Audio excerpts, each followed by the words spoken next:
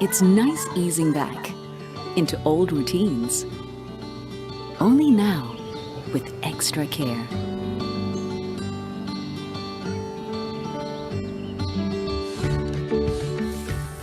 Let's do it for ourselves, for our loved ones, for everyone's safety. Hurry up, let's go. Let's go.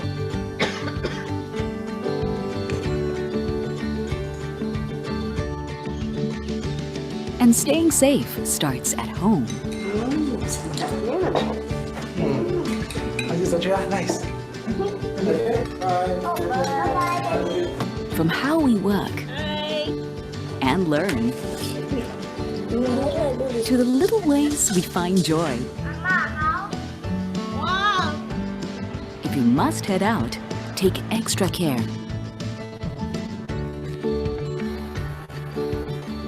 Making a small effort, being mindful, they go a long way to keeping us all safe. The health of all depends on each one of us. So let's work together, using new tools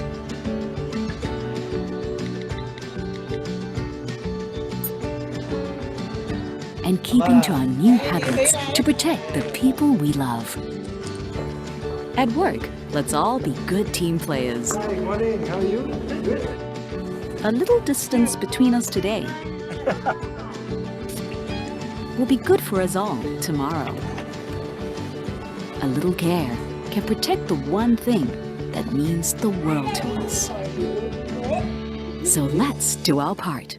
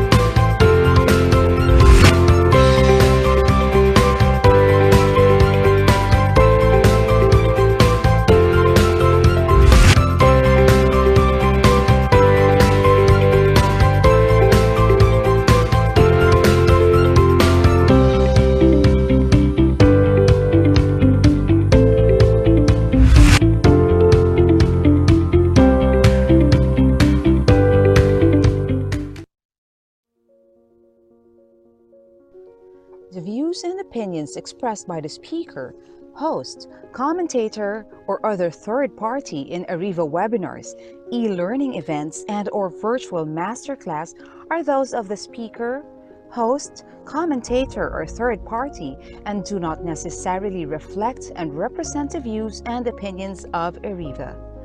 Furthermore, Arriva does not warrant, express, or imply the merchantability and fitness for a particular purpose of any product information, service, or process presented by the speaker, host, commentator, or third party, and Arriva specifically disclaims any legal liability or responsibility for the accuracy, completeness, or usefulness of any product information, service, or process presented.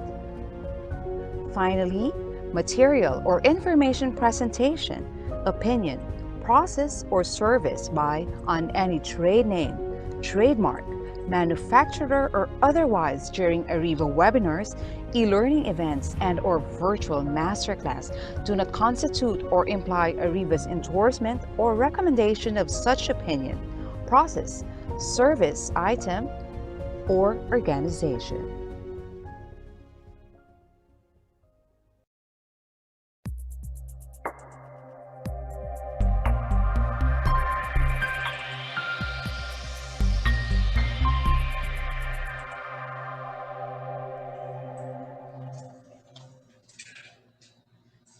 Good afternoon, everyone.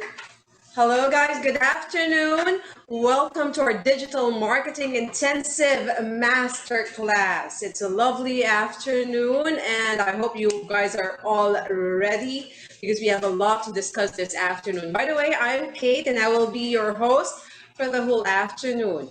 Now, before I introduce our speaker, I have some house rules to give. But before that, I would like to acknowledge our participants, our viewers who are from out of town. We have viewers coming from Cavite, from La Union, from Baguio, from Capiz, and from Davao del Norte. Kamusta po kayong lahat? Magandang hapon. Now, I will be introducing our speaker in a little while, but before that, I have a few house rules to make sure that our program will run smoothly the whole afternoon. Can we show my slides, please? There. Okay, if it's your first time attending an Arriva webinar, can you type hi in the chat box so that we can acknowledge you? And then that's most important. Please type 111 if you can hear me clearly. Type 222 if you can't hear any sound coming from me. I see someone saying hi, hello, hi, and I'm seeing 111s right now. Thank you for that. Can you type 2121 if I sound robotic to you, if the sound that you're hearing is breaking up? And type question mark if you don't understand what's happening. Well, so far I'm seeing a lot of highs and a lot of 111s. Welcome to our first time attendees. I am sure you will really learn a lot today. There you go. Next.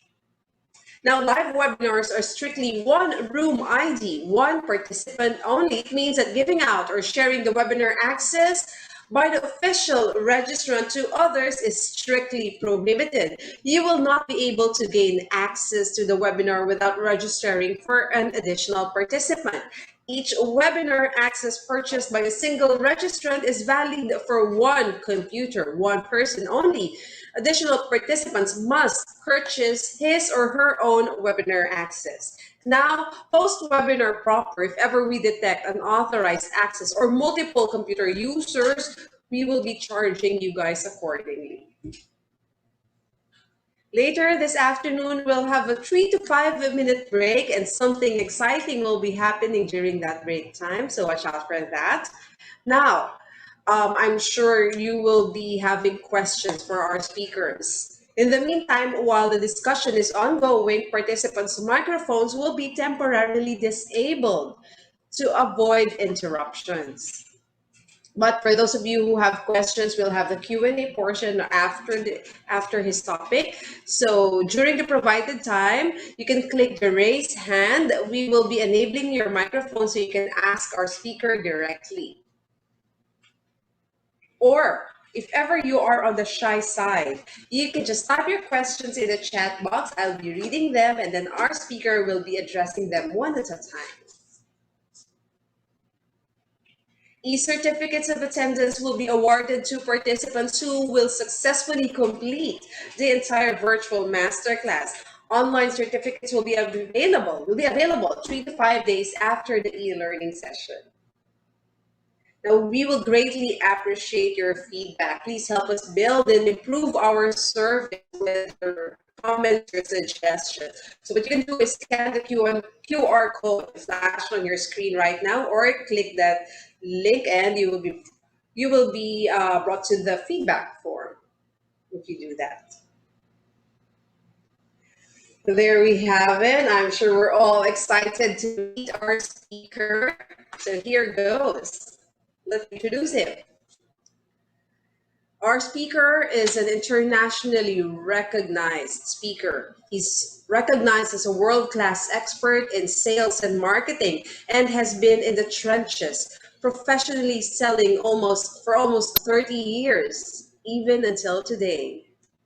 1998, 23 years ago, our speaker started his company in San Diego from the spare bedroom of his apartment, cold calling and selling all day, 6 days a week. And he still cold calls for 1 to 2 hours every day. He began marketing and selling online and through digital platforms for his own company since 2004.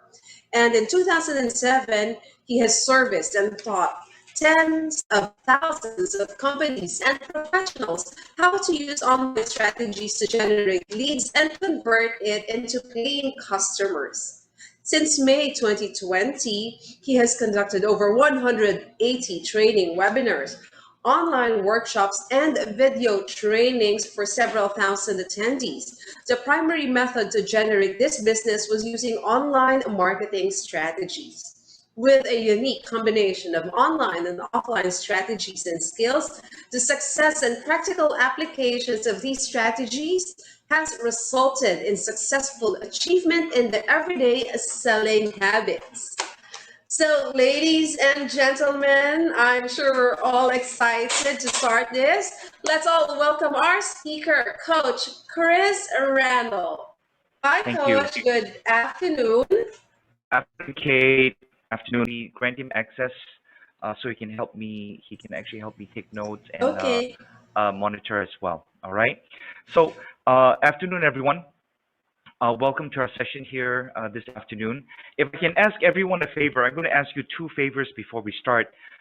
If I can get you, while I'm pulling up the training slides, if I can get you to uh, type in the chat, okay? I see all your beautiful, wonderful names on the screen.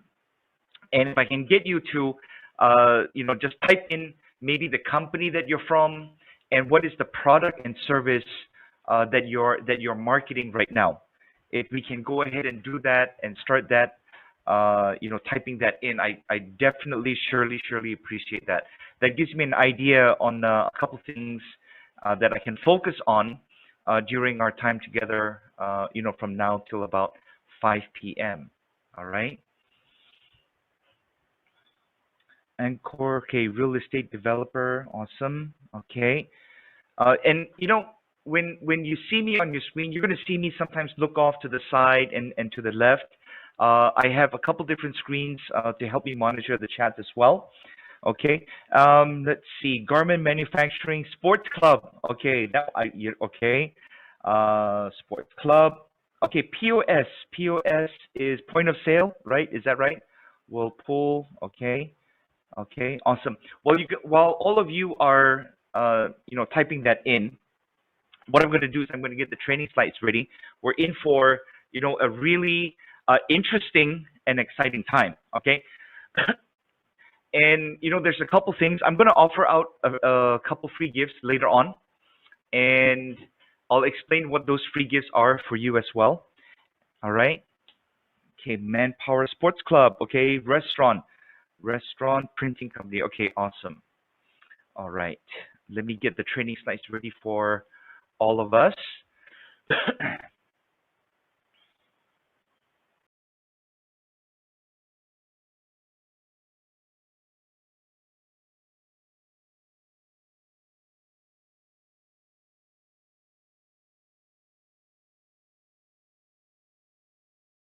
Did you know your social media can be one of the best ways to get leads, prospects, and clients? If you kind of agree with that, just raise your hand or a thumbs up or yes in the chat. All right. And I'm very sure you've definitely heard this before, and maybe you've tried to do this, right? Maybe the results were not so encouraging. Maybe the results were okay, but you say, you know what, I want to do better. Okay. And if you're not getting the results, you're getting a little discouraged, right? And you tell yourself, you know what, this doesn't work. Okay. And when it doesn't work, it's not that you are wrong, and it's not that you are bad. All right.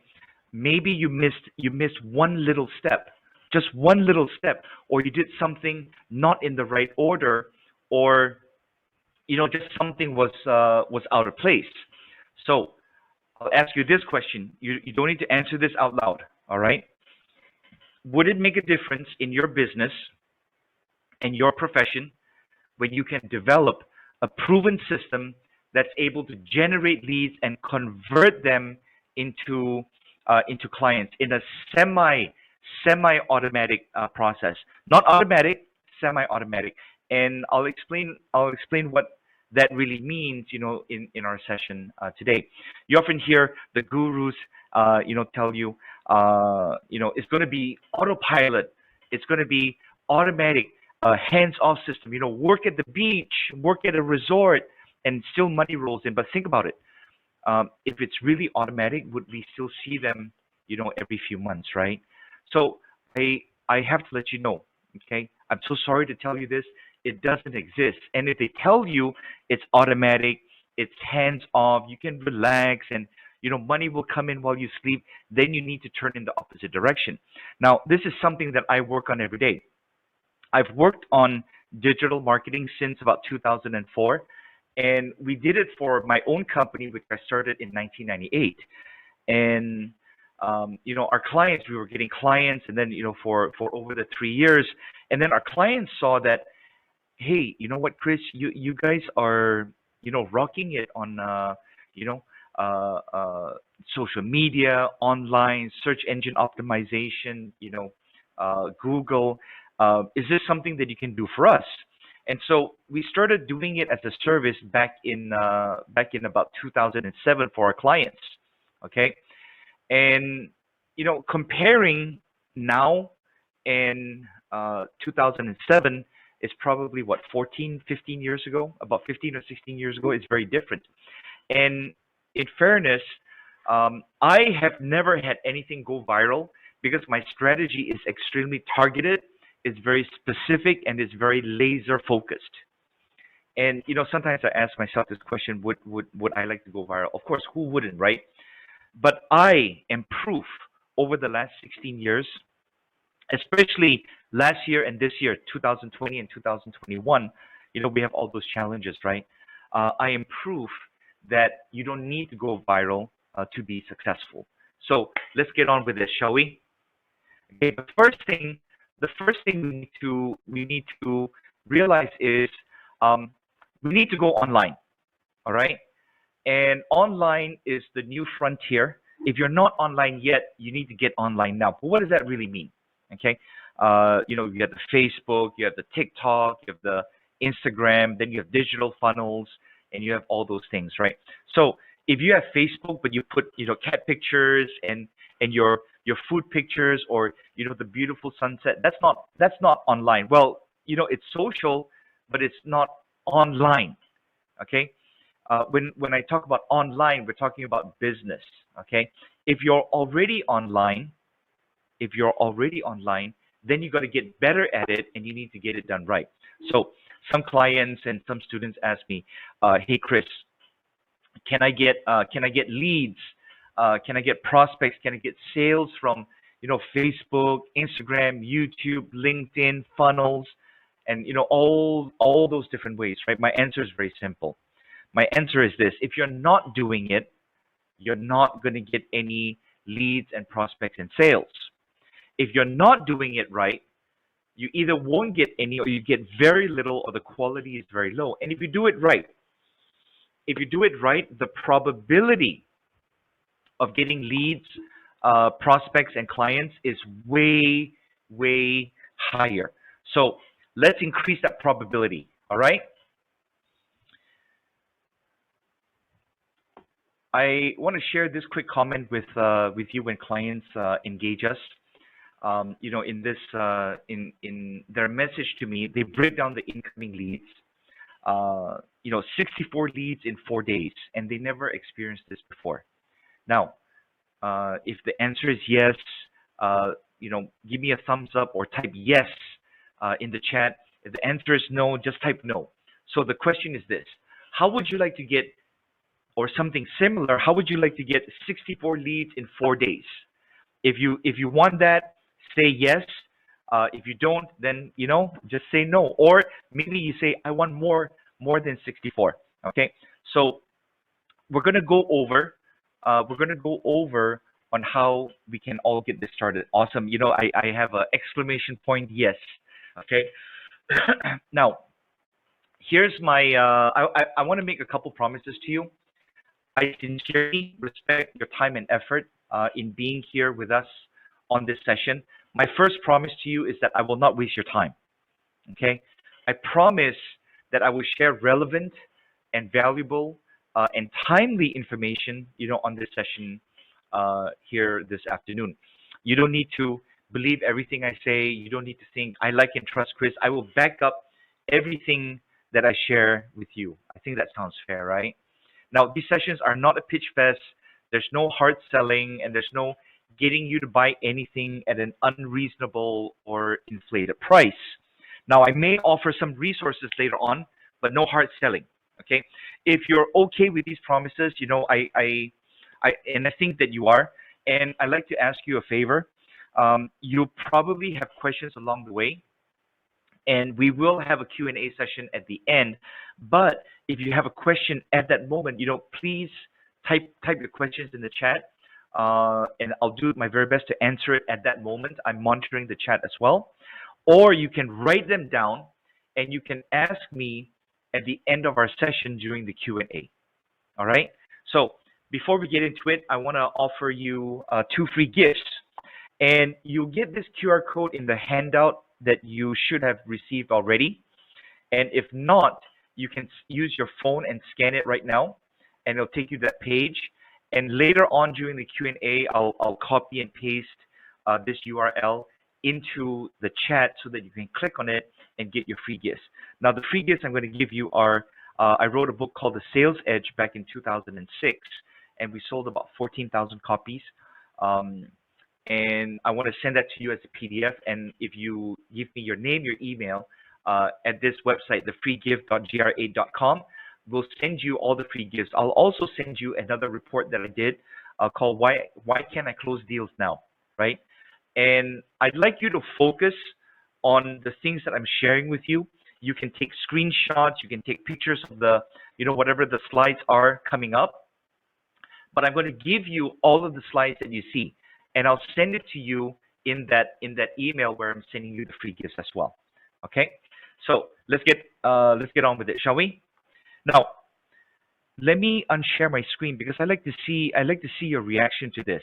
Okay, and I will bring the slides back in a minute. Or a thumbs up. How many of you agree? Hang on one sec here. How many of you agree that being online and digital is the answer right now? Thumbs up. Oh my, all the thumbs up. Okay, awesome. Okay, all of you that said yes, and I think Nicole also said me, right? Me. Yeah. You know what? I love that. Okay. Let me get back to, wow, who's that? That is Faith. Faith goes me. Okay. So let me get back to the training slides, and I'm going to share something that is reality with you. All right, because being online and going digital is not the answer. Okay. However, being online and going digital is part of the answer. There's no magic behind it. Okay. It's more than, hey, go online. That cry that shouting that we've been hearing since 2020. Yes, you got to go online, but it's not you shortly. All right. What you have to do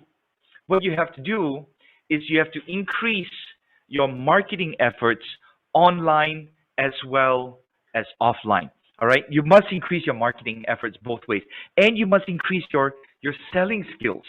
Because so what if you have a whole bunch of people that say, "Oh, I'm interested," and then you don't know how to sell or persuade to them. So, I really am a strong supporter of, yes, get them in online, but sell them with skill. All right. So most of us were kind of doing okay before Corona, COVID, all that stuff last year, right? And then it hit all of us really hard, right? And then me as a company, now my HQ is in the US. We have a branch here in Malaysia, and we were supposed to open up an office in Philippines in April last year. So when everything hit last year, we as a company in 3 different countries, we lost several big deals. But instead of crying and panicking and stressing too much, we focus on marketing to the right targets during these times. I want to share this phrase with you. Okay, no matter the economy, no matter the weather, no matter the circumstances beyond your control, you have to understand two things. The first is that buyers will always be buying, and the second is that sellers will always be selling. What we have to do is we have to find the buyers, the right buyers, right? Because no matter what your product or service, there's going to be people that will buy from you. And you need to make sure that you are the one selling to them. Okay? So we didn't just rely on, just one or two marketing streams. We focus on several, both online and offline. Okay.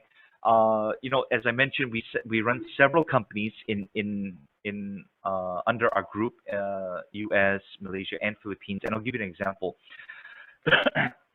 For one of our products, we used to get 10 to 12 leads a week, and it was about about 1,000 US. That's the price point. Last month, we managed to get 4 leads, and we closed 3. So instead of 40 to 50 leads a month, it dropped all the way down to 4. But our closing ratio went up because out of those 4 leads that we received, 2 were from digital marketing efforts and 2 were from offline strategies. And we closed 3 of the deals. Out of the 4, we closed 3. So it's a 75% closing ratio. Now, in order to close those, we had to incorporate both online and offline methods of closing the deal. Okay. Now, before we start, we need to make sure of a few things. I'm 100% sure your product or service is quality, and you should have a reasonable price and offer exceptional value. We'll talk about value also. A lot of books and a lot of people say, "Oh, you must sell value. You must sell value." But what does that really mean? And I'm going to show you exactly how you can do that today. Okay. And of course, you are the most special ingredient in all of these things. Okay. You are the magic in all of these things where, your competitors don't have you. You are the special one, right? You are the one that's building the bond with the client and the prospect. And what you have to do is that you have to back it up with service, with excellent service. And you must make sure of these things that you see. And it doesn't matter whether it's B2B, business to business, business to consumer, or business to government.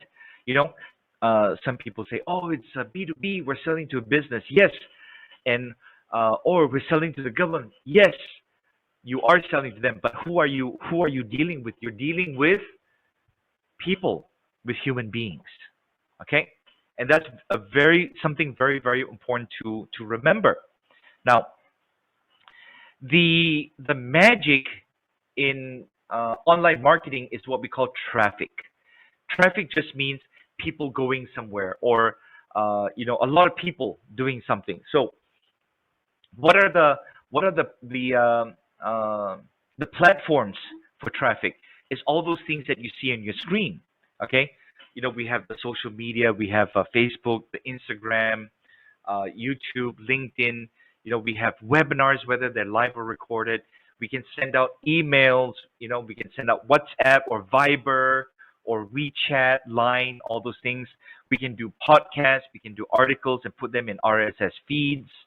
And then TikTok, right? So those are the platforms for traffic. So we have to understand a few things first. Okay, we have the platform for the traffic. This is where we get the leads and the prospects to take the next step. And the next step could be, yes, I'm going to ask a question, or I think I want to buy this, or I have interest, or I have no interest in this at all. That's where the traffic comes from. So we're going to be talking about a few components today, and I'm going to show you how to get traffic in. Okay, and we'll do it with organic as well as paid. Now, we also have contact methods. Okay, let me do this. Let me ask you a question, and I'd like you to answer this question as quickly as you can by typing in the chat. What are the contact methods that you can think of that prospects and customers can get in touch with you? So type in the chat whatever you think the answer is. Is there, what are the different ways? Maybe it could be phone call or, yeah, I agree, Rosemary, right? I do agree with that. What I'm asking is, what are the the methods that a prospect will use to get in touch with you? So are they going to use the phone? Are they going to use SMS? Okay. What do you think? What do you think are the different ways of getting a customer or a prospect to get in touch with us? Yes, FB Messenger and email. Phone and WhatsApp, Viber, WeChat, all those things. So I'm gonna show you what are the platforms that you need to be using. If you're only using one or two right now, it's not enough, because think about yourself. Okay, we want to make, yeah, through phone. Yes, Anna. Yeah, correct. Okay, we want to make it easy for people to contact you. Let me ask you this question. Okay, have you ever tried to inquire about a product, or inquire about a service, or try to buy something, and then they don't respond, right? That's the sad part. Or let's say you prefer using FB Messenger, or you prefer some kind of a messaging app, okay? And they only say, oh, call, right? So you must have different ways of allowing people to get in touch with you, whether it's by messenger, phone call, email, whatever it is. You must have all those ways to be set up and ready for people to use. And the reason is because some people prefer to use Messenger. Some people prefer to use WhatsApp. Some people, I prefer to, call up and ask my question and get the answer right away. Right. Right. Is that Francella? Is that right? Okay. Now, the next thing that we have to be aware of is the problems and challenges. We we use Facebook, we use Instagram, we use all these social media, right? And one of the phrases that we hear most often is that, content is king, right? And we know that we have to post. Now, let me ask you this question. Let me unshare my screen, and or you know what? I will not unshare my screen. Let me have you type in your chat. Okay, I need to answer this because it's going to become very clear. Now, let's just use Facebook for example. Okay, uh, everybody has your Facebook, whether it's a page or a business profile, right? I want you to type in a number of how many times should you post, or have you been posting every week. So, how many times do you post on Facebook, Instagram, all those things? How many times do you post a week? Just type that number in. Once a week, 2 to 3 times a week, twice or thrice, 7 times. Okay, Irene, very good, 7 times a week. How about everyone else? Just type in how many times. If it's zero, just type zero. If it's 10, type 10. If it's two, type two. 2 to 3. Okay, 3 to 4. 2 to 3. Okay. Thank you so much, ladies and gentlemen, for answering that question. I'm going to give you my suggestion. My suggestion is that you got to post every day. Okay, you got to post every day. Now, it used to be that I would say that you will post 2 or 3 times a day. All right, because people look at Facebook at different times, right? But that's for the organic. Now, when we talk about organic, it means it's not paid. That means you don't pay Facebook or YouTube for the traffic. All right.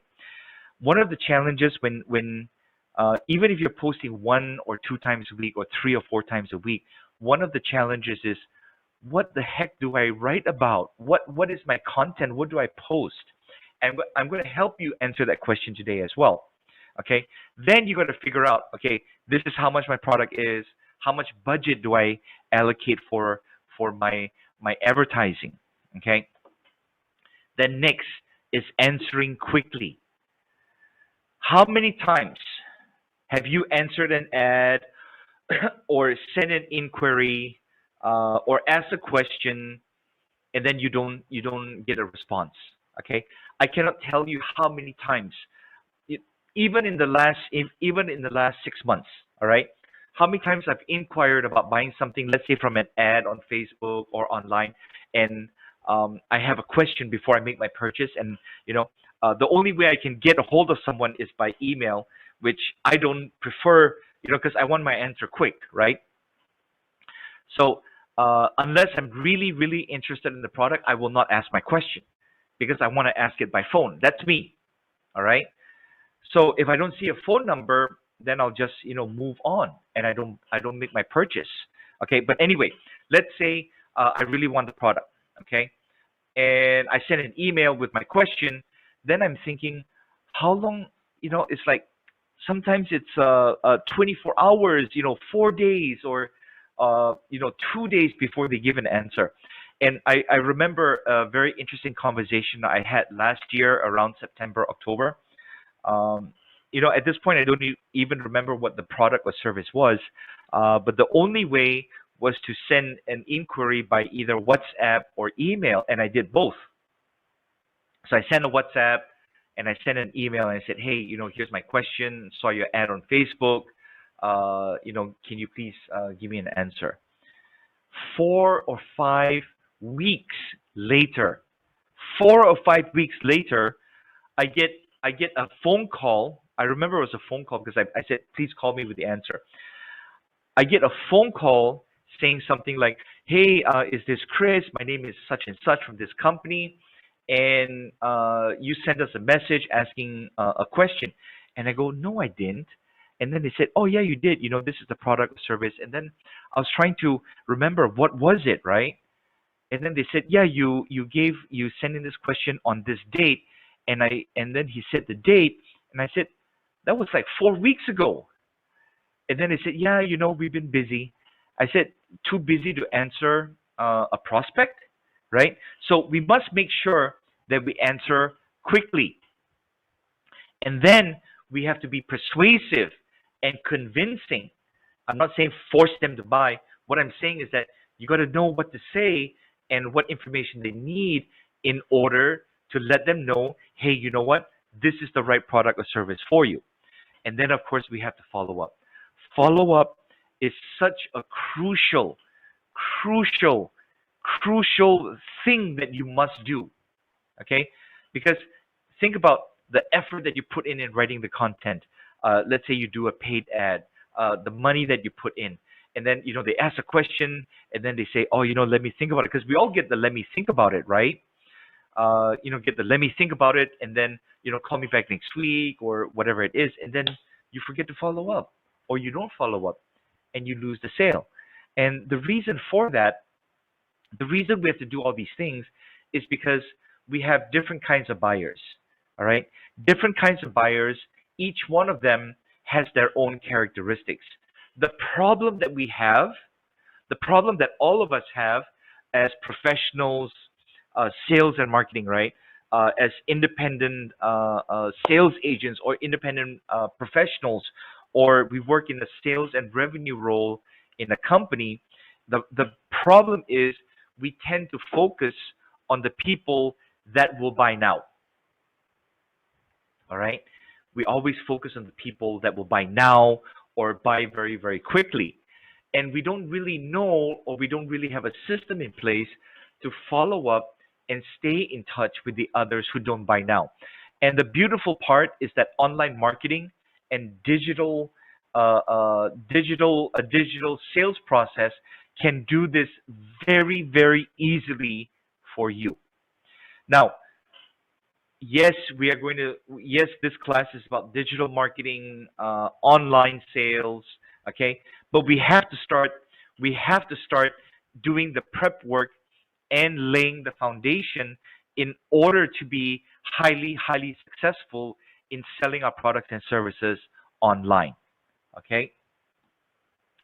So we got to go through these. We need to start with the foundation. You may know your product or your service. How do we get others to know these things as well as we do? Oh, hold on, let me come back here. Okay.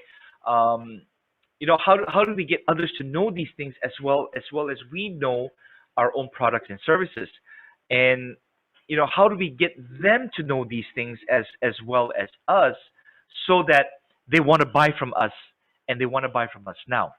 So we must answer these questions. What is your product and service? Okay.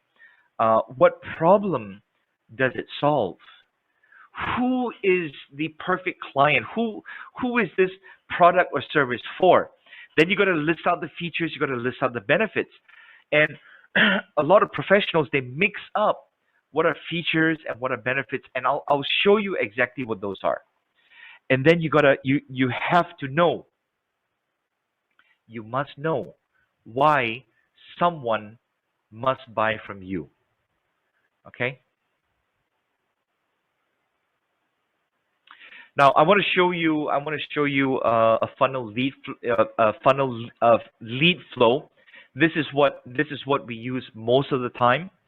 Actually, almost all the time for my company, my products and services, and we use this as the base funnel for our clients. So if you look on the left of your screen, you're going to see that's where the traffic is.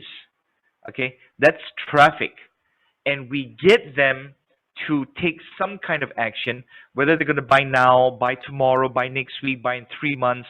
They need more information, or they think, I'm kind of interested in this, but I don't know if I want to buy it yet. We want that. That's what we call traffic. We want to get as much traffic as possible. Okay, but we put them into what we call a sales funnel, a filtering funnel. All right, we put them in, and I'll explain how we'll do that. I'll show you in the next couple of slides what a funnel actually looks like. Then we either automate it with an email or a message or a phone call. Invite them to your store, invite them for a site visit, whatever it is. Then we go into the selling part, because unless someone says, you know what, buy now, I'll pay now, Gcash, online transfer, whatever it is, and they make the payment. But if they don't do that, then a question needs to be answered, and that's where your selling comes in. But at the end of the funnel, at the right side of the funnel, is where you turn an inquiry and you turn traffic into sales. Now, let me ask you a question. I want you to answer this. Okay. Give me a yes with an exclamation mark if this is what you want to accomplish. Type it in the chat, a yes with an exclamation mark if this is what you want to accomplish. Whatever the traffic is, you need to end up with sales, and you need to end up with revenue. Okay? Of course, yes. I know, Patrick. I know. It's like, of course, right? So I'm gonna show you how you can do that. Is that okay? Is that okay? Give me a thumbs up. Either show me a thumbs up, or put it in the chat, or use the emoji. Okay. I'm going to show you some funnels. You may or may not fully understand the funnels I'm going to show you, and that's okay. It's perfectly okay. When I started using diagramming these funnels like that, I didn't understand it as well. Okay, all we need to do is we need to focus on learning and practicing and taking action. And I promise you, even in a 2 or 3 hour class, something like this, you can take steps to get better results. Okay, so the marketing, these are for actual clients, yeah. These funnels that we do, and like I said, you can look at it and you can say, oh my, that looks so complicated, and I understand that it would. All right, but you will be able to do something like this. All right, what you see on your screen is a little bit complex, a little bit. All right. So this is a marketing funnel. Actually, it's a sales and marketing funnel, because it's not enough just to get the traffic in. We want to get them to buy, right? So something like this is the the marketing and sales funnel that we created for a client. And a funnel is only as good as the rest of the process. You must know how to qualify and present, how to be persuasive, how to sell over the phone or sell on Zoom or in person, because that's where the selling comes in. Because if you think, oh, the online is going to sell for me, then you're losing everybody else. You will only get people that will buy now. All right, the ones that say they will buy, but I'll come back to it later. The ones that say, I'll look at it again next week. Okay, we're gonna lose these people that you either spend money or time or effort to get into. We get this traffic in, and you waste your time, your effort, and your money if you don't have a system to handle not only the ones that will buy now, but the ones that will buy tomorrow or next week or have questions. Okay, here's another funnel. Okay, this one's a little bit simpler. All right, I know it doesn't look like it. I promise you that when you get more advanced, you're gonna realize that what these funnels actually mean. So I'm gonna explain all that to you. I'm gonna show you how you can do all these things. All right, and then we have another funnel like this. All right, this one looks a little bit complicated as well. Okay, this is an actual funnel. This, what you see on your screen right now, is a funnel that we are actually using right now, because we as a company, we're organizing a huge virtual summit at the end of June, and this is our funnel. Okay, then we have a simple funnel. Is a flow of ticket sales that goes. This one handles the people that say, yes, I want to buy now, right? So it goes to a very simple page where they can make their purchase online. You can replace that page for purchase with a Facebook Messenger, a phone call, or an email. So this is what a simple funnel looks like. You post something on Facebook or Instagram, whatever it is, and then they click, and then they get in touch with you, and then they buy from you.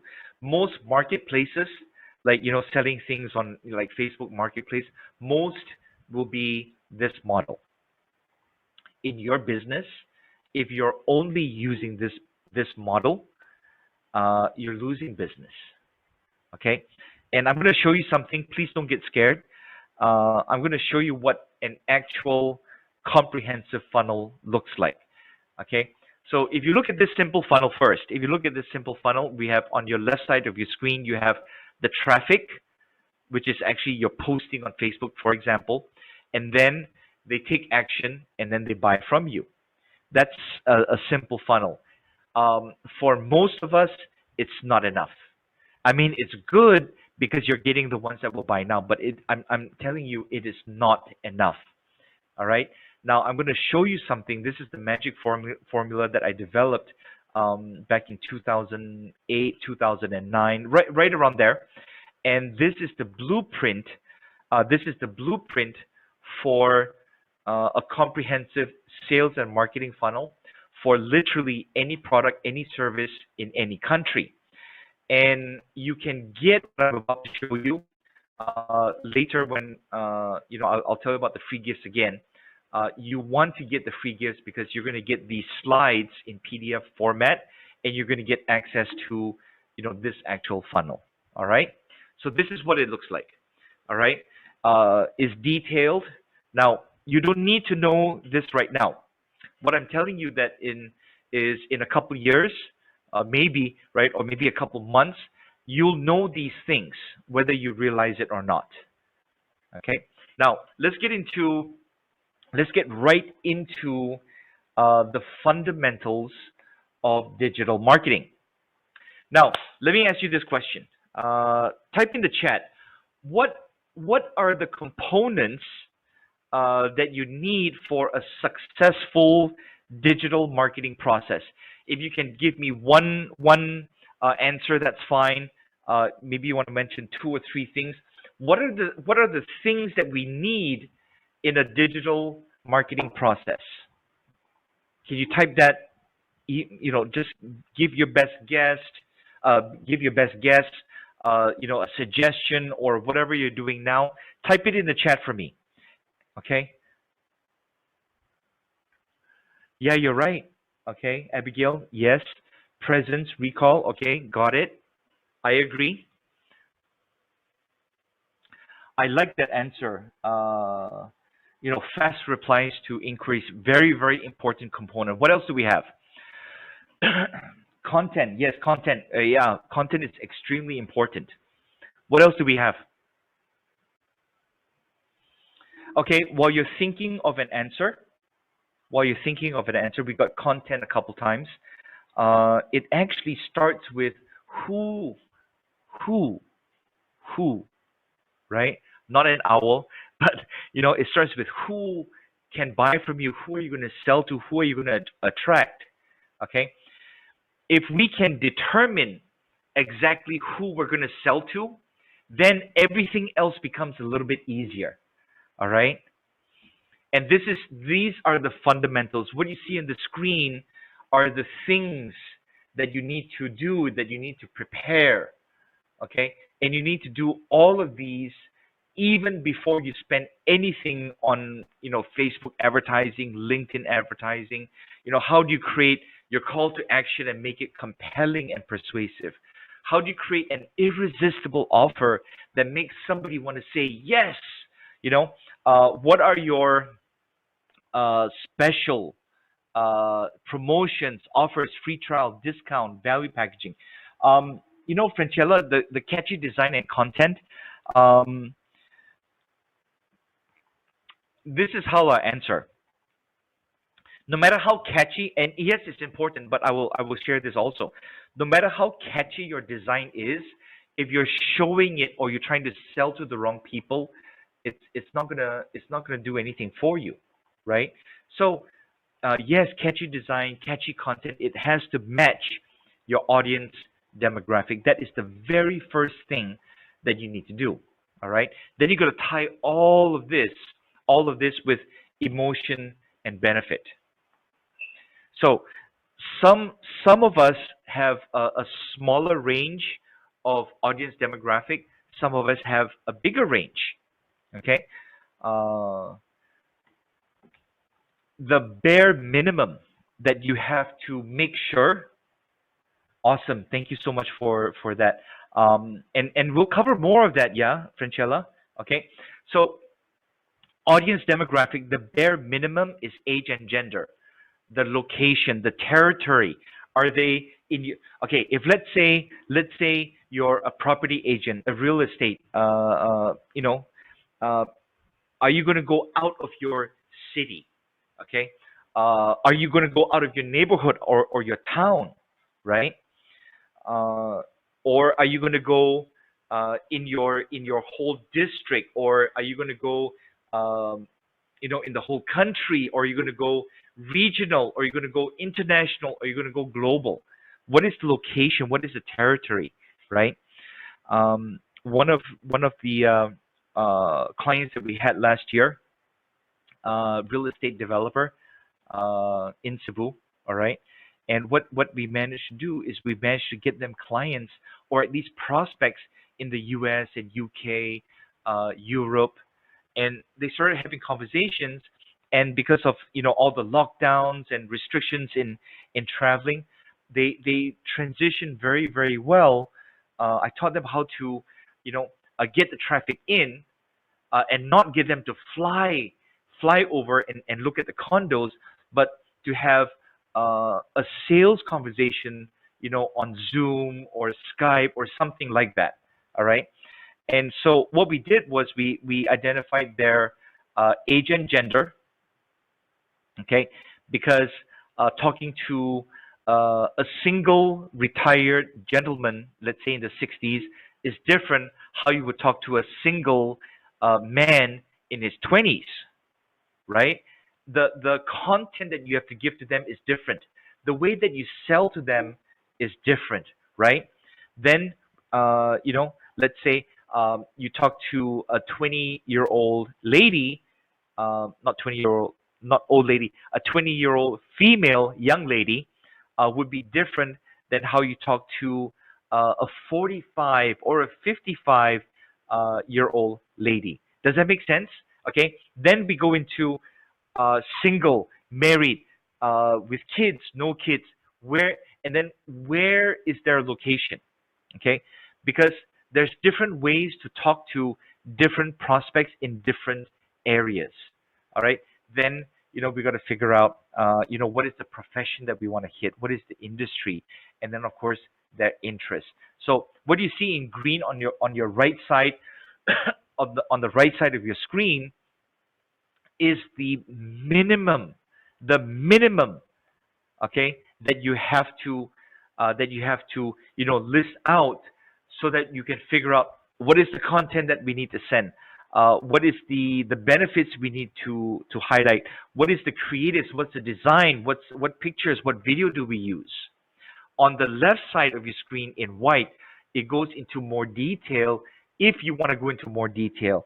And if, let's say, your product or service is very appropriate as a birthday gift or anniversary gift, do you know that you can target people having birthdays this month and next month, and the following month, or people having wedding anniversaries, this month, last month. You can target um, the friends of the people having anniversaries or the friends of the people having birthdays.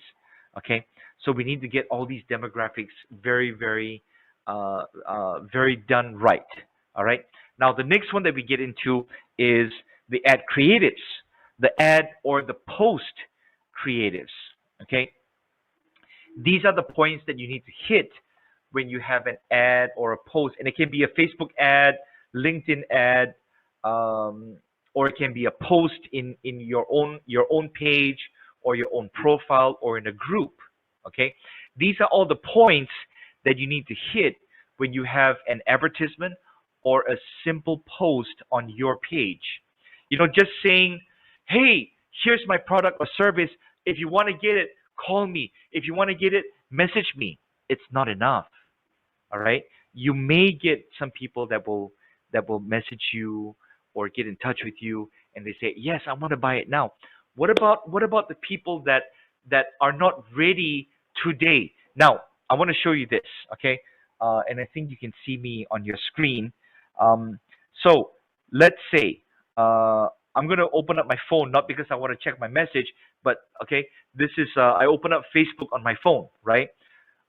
What do we see? We go, this is how we see people scrolling, like, oh, like that, like, and then think about this. When you're scrolling on your Facebook and something catches your eye, and then you get distracted for a minute. So let's say we have this here, and then we get distracted for a minute, and then we go and check something else, and then we try to come back, and we can't find it because there's so many things going on. What you saw 20 seconds ago just got lost. All right. So what we have to do is we have to encourage and compel somebody to get in touch with you immediately, whether they want to buy it now, whether they think that they want to buy it tomorrow or next week, or they're thinking of buying it in 3 months, or they have a question. You see, most organizations, most companies, they say they'll teach you how to do it, but they don't even do that in their own posts and their own ads. It's feature, feature, feature, feature, and I'll explain what features and benefits are. Okay, it's feature, feature, feature. My product does this. That's a feature. My product does that. That's a feature. This is the price. Okay, what you need to do is use what you see on your screen and use that as a step-by-step formula to create your content. Let me ask you this question, and I want you to give me the answer by typing it in the chat. All right, and this gives me an idea of what you think. All right, so let's say you saw a post, or let's say you saw an advertisement. All right, which is more interesting and engaging? A video, whatever the topic is, a video or just a picture? Which one do you think will capture your attention? Video? Type it in the chat if you think it's video, or type picture if you think that a picture will be more attractive and attention. Oh my, everybody video, right? Okay. Now, for those of you that say video, you're right. Okay. I don't know how to pronounce Alodia. Okay. So yes, I'm going to show you a couple of video examples in a while, but we're not going to play the video. If you get the free gift from me, I will send you a series of 3 emails, and I will send you some videos of videos that have been effective, very effective. Okay, so we know that video is very important. When is the last time you did something on video on your social media, on Facebook or Instagram, whatever it is? All right. The reason we don't is because we think I need a camera, I need light, I need all these things, right? And you actually don't. Most, I would say, 80 to 90% of my videos, whether it's marketing videos or explainer videos, whatever it is, right? Even testimonials, okay? 80 to 90% of my videos are done on my phone, all right? And yes, it does depend on the content, but I will tell you this also. We had a comment that says depends on the content, but I will tell you this also. 80 to 90% of everything that I have been doing, is done, has been done on my phone. All right, just simple. And then some of you might be thinking, oh, doing the video on the phone is very hard because I don't know what to say. I don't do, even though it looks like it, I do not do impromptu videos. Impromptu means that no planning. We don't know what we're going to say. And then it's like, I don't do those. Now, some people do. All right. So I want the videos that I do to be catchy, effective, and I want somebody to take action. And how I do it is, remember the previous slide. That's actually your structure of what you say in your video, that you say in your post. Okay, what you say in an article. These are the things that you have to. These are the things that you hit. That you must hit on the structure. Okay. Videos are very, very effective. Okay, so some people tell me, oh, it's so hard to make videos.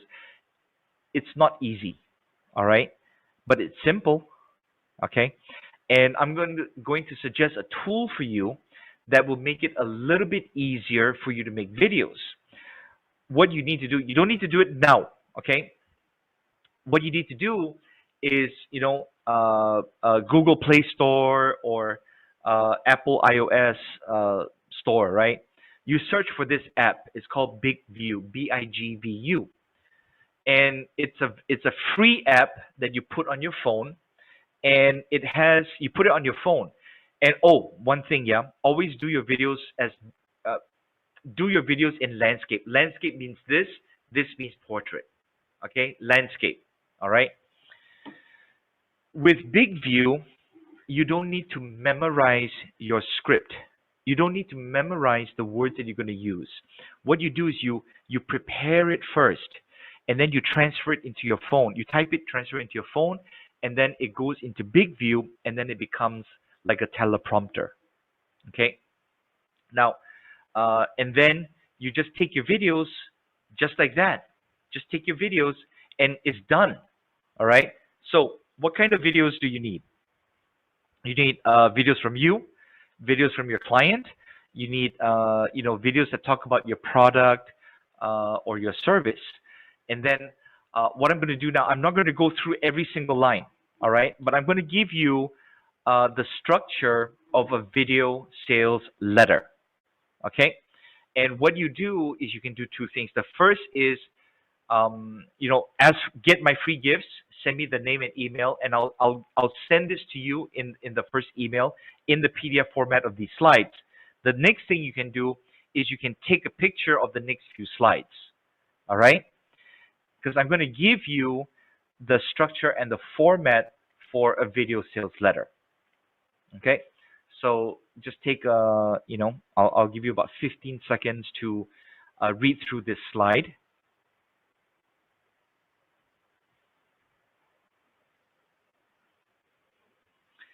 When you start a video, somebody mentioned earlier, start with a good scene, and then you have to think about in your own Facebook, when you Facebook feed, when you look at Facebook and you look at all the content on there, right?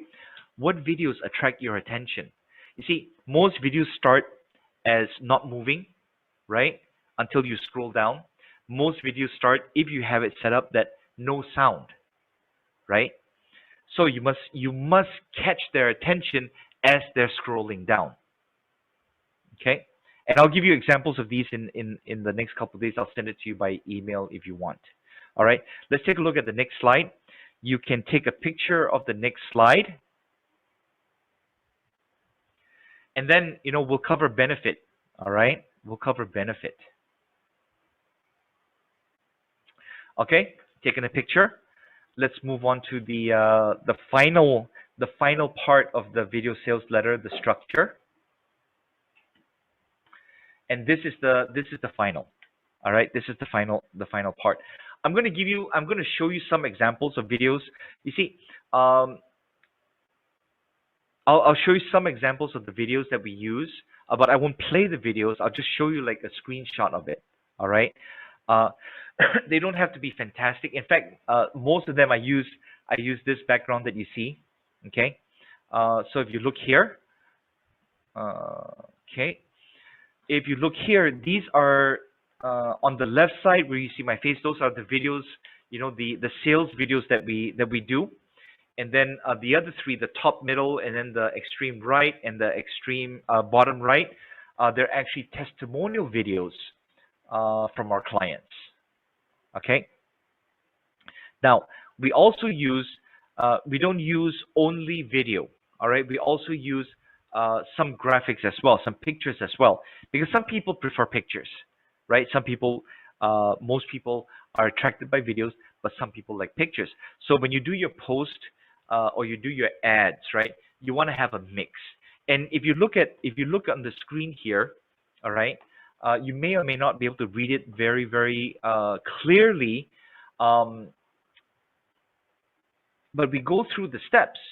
We go through the steps in trying to get somebody to take action. Okay.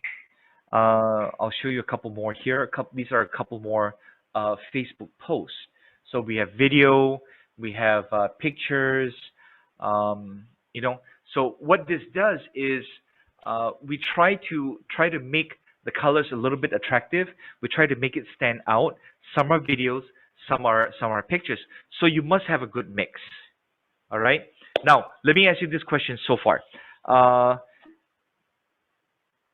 The things that I'm sharing with you, okay, you must use that.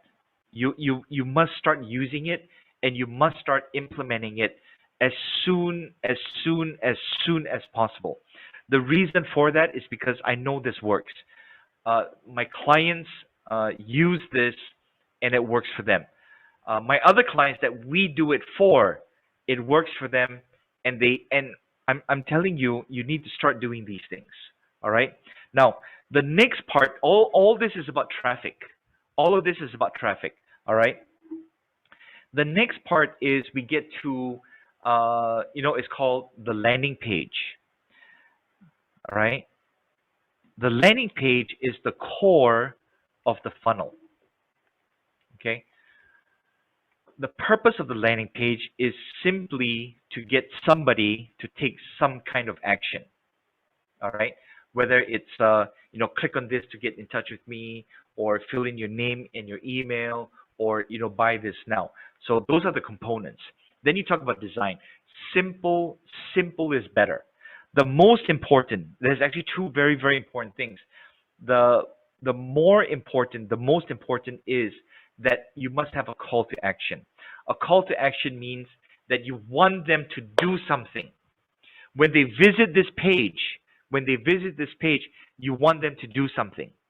I'm going to suggest a resource for you in a while, or closer to the end of our session, where it's free. Okay. Well, actually, it's a free 30-day trial for you to use this.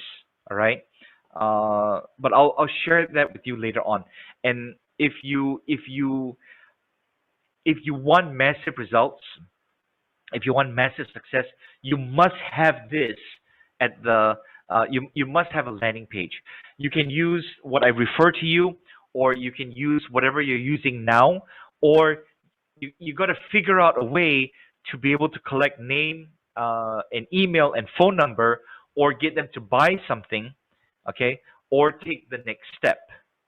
Now, then you got to figure out what do you want them to do.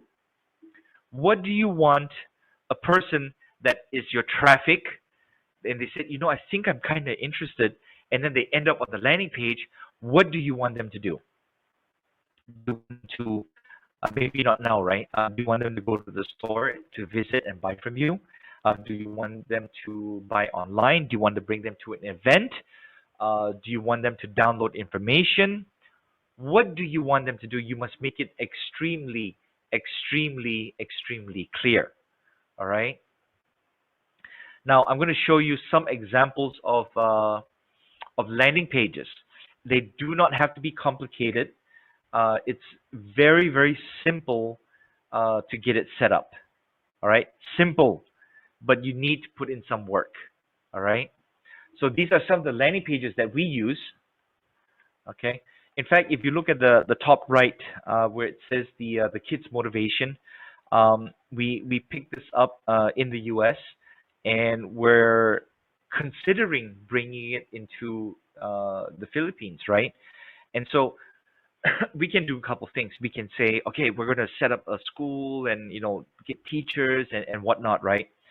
But before we put all that expense into starting something, we create a landing page and see if we can get leads, see if there's people that's interested in possibly becoming a client. And so we actually do the marketing first, right? If we can figure out how to market, the fulfilling part is not that hard. All right. So this is a landing page that we're using now.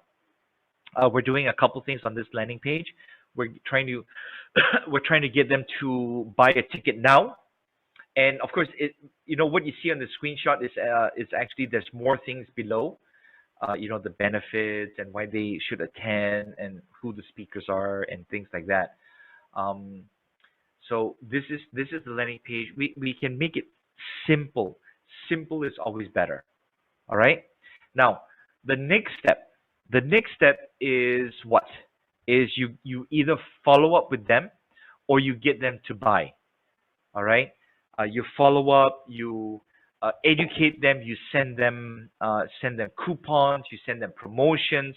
You try to close the deal, or you send them into a different funnel. So the next is to follow up or buy. And what do you need them to do? What do you need them to do? Whether they're going to buy or they're going to follow up, you got to tell them what you need to do next. Okay. And that's called the call to action. The call to action is, what do we do next? Go to another landing page, send a message, send an email, send a WhatsApp, whatever it is. You must have a call to action. Okay. A simple call to action is buy now, call now, message me now. Something as simple as that. All right. Now, your irresistible offer. I'm going to explain this. Just tell me yes, or tell me, or give me a thumbs up, or raise your hand. Have you ever heard of Famous Amos cookies? Anybody? Yes. Famous Amos cookies. Yeah. The rest never heard of Famous Amos. The Celebrity Sports Club, please don't say that you've heard of it or that you eat it, yeah? All right? Okay. I I'm not going to say I love Famous Amos. I like Famous Amos. All right. Um, Unfortunately, uh, I have not purchased Famous Amos cookies in 5 or 6 years. Okay. I like the oatmeal raisin, the chocolate chip and all that, right? You see, here's where we talk about value. Okay, the reason I don't buy Famous Amos is because when I go to the counter, this is like more than 5 years ago, and because of that one thing, I never bought from them again. All right. So I go to the counter and I say, I want this one, I want this one. And then, they sell it by 100 grams or 200 grams. And I forgot the price. But, it's like this much for 100 grams, right? And then this much for, this flavor for 100 grams. So what they do is they scoop it and then they put it onto the scale, right? And then as they're scooping, and then I'm seeing it goes to, example, it goes to 103 grams. It goes to 103 grams. What they do is they look, oh, it's 103, and they take out one cookie. All right, and then I'm going, dude, it's just one cookie, right? Now there's another place that I like. It's called See's Candies. Anybody heard of See's Candies? It's SEE then apostrophe S. See's Candies, right? Is there See's Candies in Philippines? Yes or no? I'm not sure. Yes, no? Okay. So I like See's Candies because it's the same kind of concept where you go to the counter and then you pick, I want this one, I want this one, I want that one, right? And then they charge you by the weight because they put it in a box, and then you choose your candy, and then you take the candy, they put it on the scale. This is what they do. Okay, they also charge, let's just use 100 grams. They also charge by the 100 grams, right? So but chocolate, the candies and chocolate is never 100 grams. Okay, it's always more. So anyway, let's just say it's 101 or 102 or 103 grams, whatever it is. This is what they do. All right, they will look at you as they put it on the scale, right, to make sure that you're looking at them, and then they look at the scale, and then you look at the scale, and then you see it's 103 grams. Then they look back at you, and then what they do is they grab one or two more pieces of candy and they put it in the box and you get it for free. That, ladies and gentlemen, is giving extreme value over and above what you're paying for. Okay? Now, am I saying that you have to do things for free? No. What I'm saying is that you must take care of your prospect and your client. All right? When you're able to deliver value, what it really means is this is how much I pay and I get this. I'm not saying you have to give things for free. I'm saying that you have to give people value. It's not like you pay this, you get this. You pay this and you get this, right? You got to pay this and you get this, and I give you a little bit more. That's how you sell value, right? Does that make sense? Yes. Wave your hand. Give me a thumbs up if that makes sense. And if you want to ask me specifically for your product and service, you can do that during the Q&A. Hopefully, I have some suggestions on how you can do that, and we can certainly take suggestions from the rest of our, everyone else on this session. If you have suggestions on how we can give value. All right. Let me get back to the training slides real quick. How people make decisions. Okay, so do people make decisions based on logic, or do they make decisions based on emotion? So if you think that it's emotion, type in emotion in the chat. If you think that it's logic, type logic into the chat.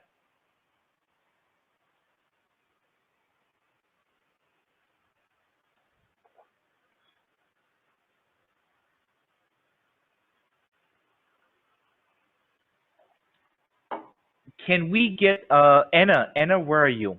I think I'd like to have a quick interaction with Anna. Kate or Jeff, can we? Anna, are you around? Can we just get them unmute, or maybe even Angela? Let's see. I think Anna, right? Is it Anna Carolina?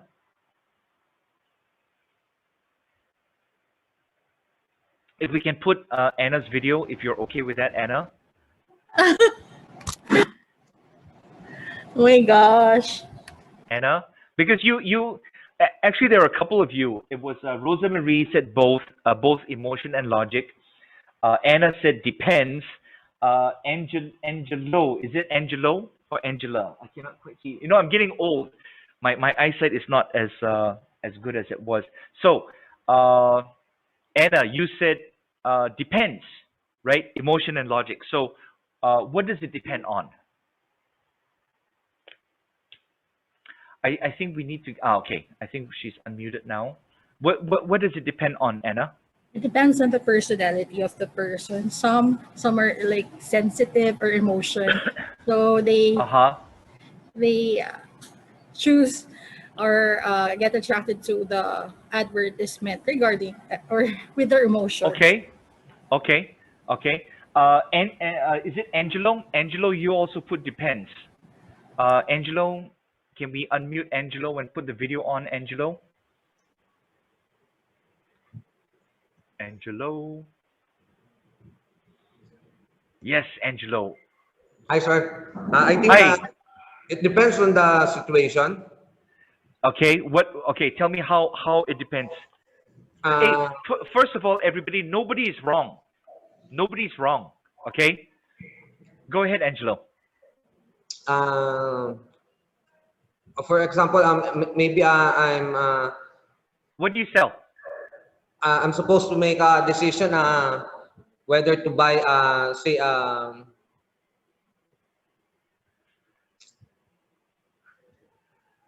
for a certain gadget. So maybe I'll be more on the emotion side because I'm brand conscious or I'm loyal at a Okay. certain brand.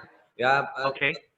If I'm to buy, say example, food, I may be more logical because I may take into consideration the cost or How the easy it taste is of to the food or cook, something like right? that. Yeah, yeah, Yeah. yeah. Is it going to take me freaking 6 hours to prepare the meal, or is it going to take me 10 minutes, right? Yeah, yes, Right. exactly. So that's fact. So that is logic. Was that logic? Yes, yes, yes, sir. Okay. But I said, and I'm not trying to trick you. So it depends on how convenient it is to be able to cook because I don't want to cook a meal for 6 hours. I want to cook a meal in 15 minutes. So I want to. What does want mean? Emotion. Okay. And then we have, is it Rosemary? Thank you so much, Angelo. Thank you so much, Anna. We're not wrong. Okay. I'm going to help you fine tune that. So let's see. Is it Rosemary? Rosemary? Can we unmute Rosemary? Hi. Hi, Rosemary.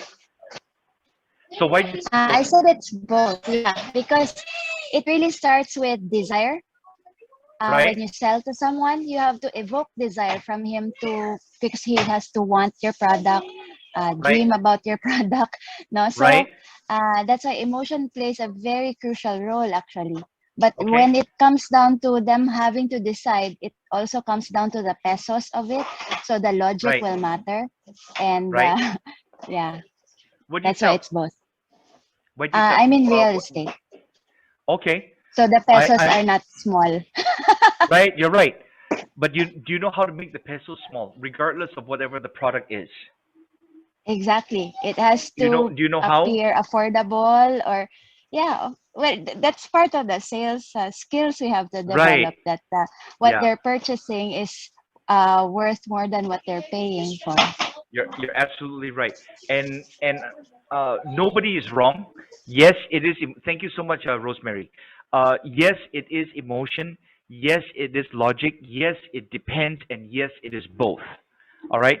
But let me tie it in this way. People make decisions based on emotion, and they justify it with logic. Or people make decisions based on logic and they justify it with emotion. Now, those two have emotion and have logic. The only variable is, do we hit the emotion first or do we hit the logic first? And then we tie it in with emotion, or we tie it in with logic. Does that make sense? Okay, that's where your features and your benefits come in. Benefits is how it makes you feel, what kind of advantages that you can get out of it. All right. So let me get back to the training slides. I want to get a couple. I want to put a couple things, to share with you first before we take our break. All right. Because after the break, we're going to go into how do we sell and increase the probability of somebody buying, even though it's online. All right. Okay. So let me get back here.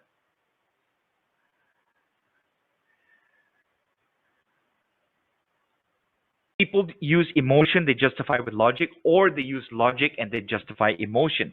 But emotion is always involved. Okay. And the emotions that you must involve are curiosity. Well, you see everything on your screen. There's a lot of emotions that we can use: curiosity, greed, family, comfort for the family, convenience, prestige, success, security, fear. We can hit all of these emotions, and we can hit the emotion and justify it with logic, or we can hit the logic and then justify it with emotion. And how we do that is we must be very, very clear on the features and the benefits. Okay, the features are more of the facts, the statistics, the characteristics, the specifications of a particular product or service. The benefit is, I want you to remember this phrase, WIIFM is nowhere in your notes. I want you to write it down. WIIFM. Most of you have heard this before. It's what's in it for me.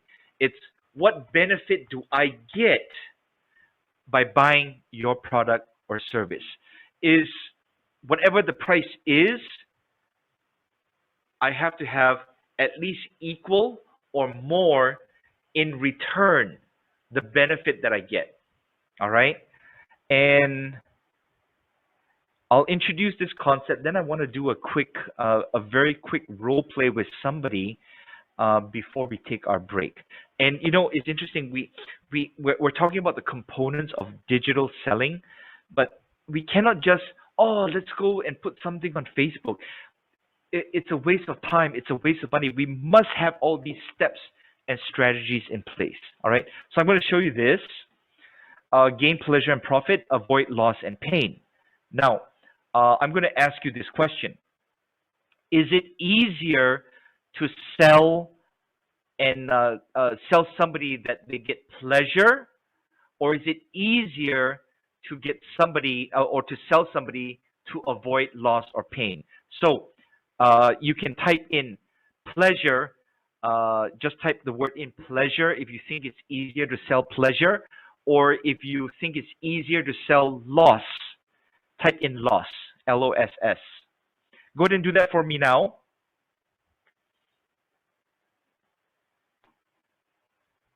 Pleasure or pain? Pleasure. Okay. Any more? Pleasure or pain or fear of loss? Pleasure. Okay. Let's see. How about the rest of you? Are you, Anna, Angelo, and Rosemary were also participants in an interaction.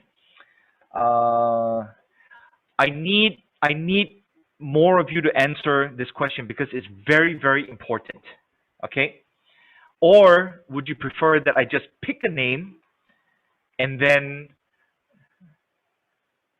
we do the role play from there? Let's see. Okay, let me ask you this question first. Anybody want to volunteer to do a quick role play with me? Just raise your hand if you wanna volunteer. Because if you don't volunteer, then I'm going to pick a victim. I mean, volunteer.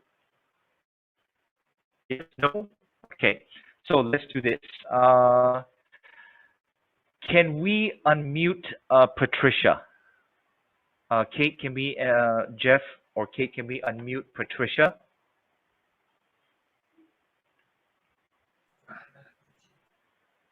Patricia, can you put your video on real quick? I know it's like scary, right? Sometimes. Can you hear me, Patricia? Patricia, can you hear me? Okay. Let's see. How about Sonia? Kate or Jeff, can we unmute Sonia? Sonia Riveres. Sonia?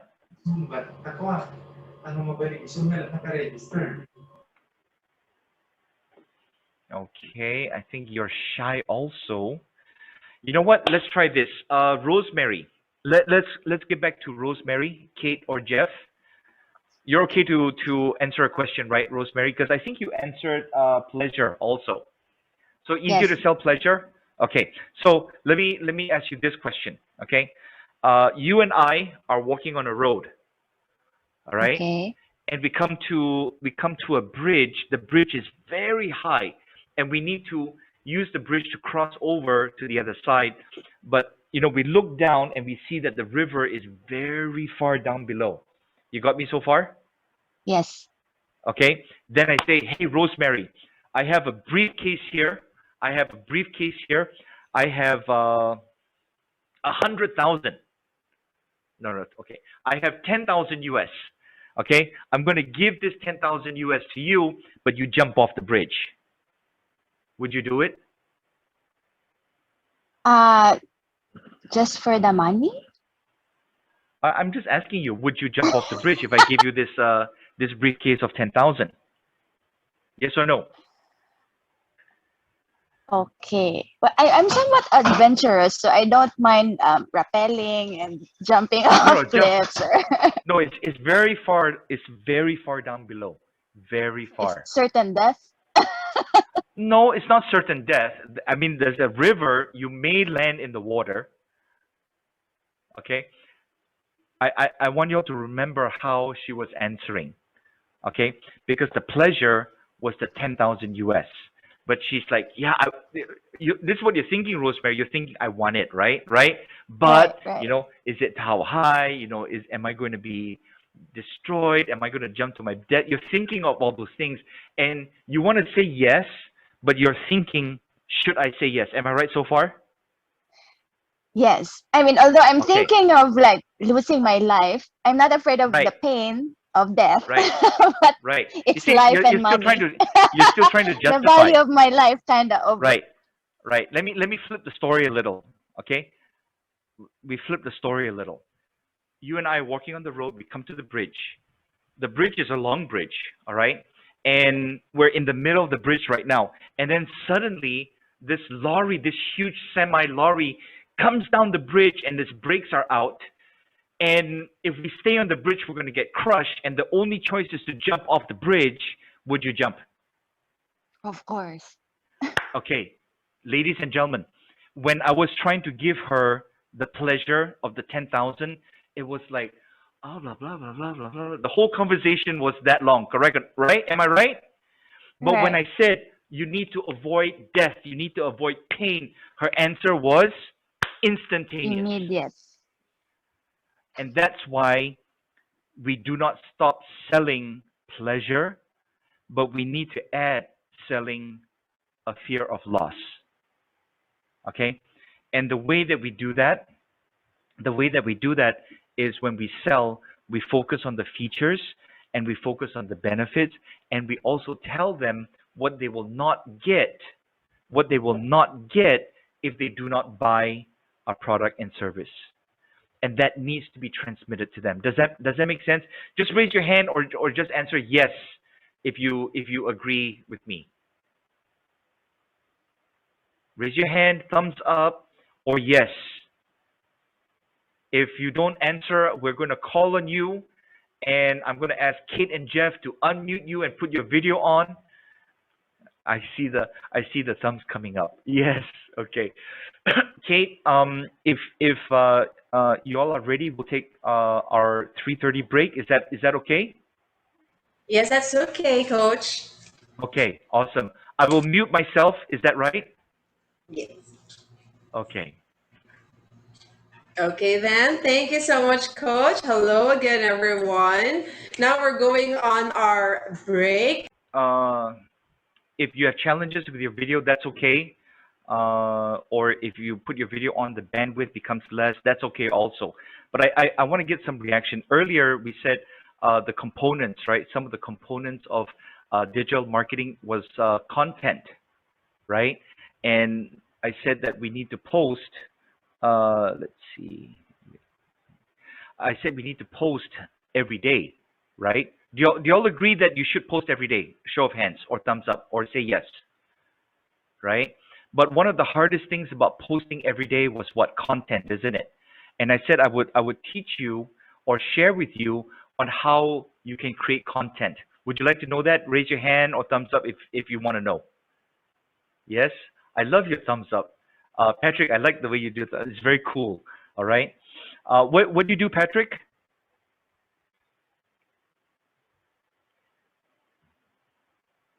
You can type your answer, or you can unmute yourself and just tell me. I'm a sales and marketing assistant here, sir, in a printing company. With the printing company, is that Can you right? hear me? Sir? Yes, I can. Okay, Yeah. awesome. Thank you. So, okay, you can mute yourself. So I'm gonna share with you on where you can get ideas from content. All right, and you have to understand that I'm saying get ideas and not copy. All right. Now there's things I'm going to show you now where it may seem easy to copy the content, but you should not copy content. What you should do is you should look at content or look at other content and get ideas from that. Does that make sense? Yes? Raise your hand if that makes sense. All right. So just so that I don't keep repeating, don't copy, just understand that whatever I show you, do not copy. Use it as ideas to create your own content. All right. So let's get back to the training slides and I'll show you this. It's things and places that you can go to. So your story, your product, your service story, your company story, your client story, testimonials, your competition, and the last two, competition and swipe file. I'm going to show you some. I'm going to show you some ways to be able to get that. All right. So when we talk about content, you want to talk about maybe your interests and how your product or service impacted you or things that you found out. Then you can talk about, one or two features of your product or your service and tie that in with the benefits. Maybe you want to talk about your company, and this can be done in video. It can also be done by typing it out in a post. Now, I'm going to show you where you can keep an eye on your competition, okay? And I'm going to show you what a swipe file is. Now, before I do that, does everybody here, you all have competition, right? Everybody has competitors. Just raise your hand or thumbs up, or just say yes if you have competitors. Yes? Okay, awesome. So, does anybody know what a swipe file is? If you know what a swipe file is, just type. Yeah. Okay. Everybody has competition, right? I don't think there's anything that we sell or in our profession that we do not have competitors, right? Does anybody know what a swipe file is? If you know what a swipe file is, just type it in. But I'm going to explain what it is while you're answering that also. Now, the first thing that we cover is, we want to be able to swipe file, F-I-L-E, okay? And Faith, I will explain. I'll explain what a swipe. Sorry, my pronunciation. What a swipe file is, F-I-L-E. All right. So if you look on your Facebook profile, sorry, your Facebook page. Not your profile. Your profile is you yourself. A Facebook page is a company or a product or something that has to do with business. And I know Facebook has different format on how you look at it. I prefer the older style. For me, I prefer the older style. All right. I know a lot of us have the newer style, which is the dark background and things like that, right? But you gotta look under more on your Facebook page. You look for more. Okay, this one here, and then what you're gonna find is you're gonna find notifications, insight, publishing tools. What you do is you want to go to insights. Okay, when you go to insights, you scroll to the bottom. You scroll to the bottom, and what you're going to see, if you don't have any yet, but I do, you, you want to see um, this part that says pages to watch. Okay, when you look for pages to watch, if it's blank here, what you want to do is you want to add pages. When you add pages, what you're looking for is your competitors. Okay, you're looking for your competitors' Facebook pages, and so these are, I won't really call all of them my competitors, but what I put in here is like similar industry.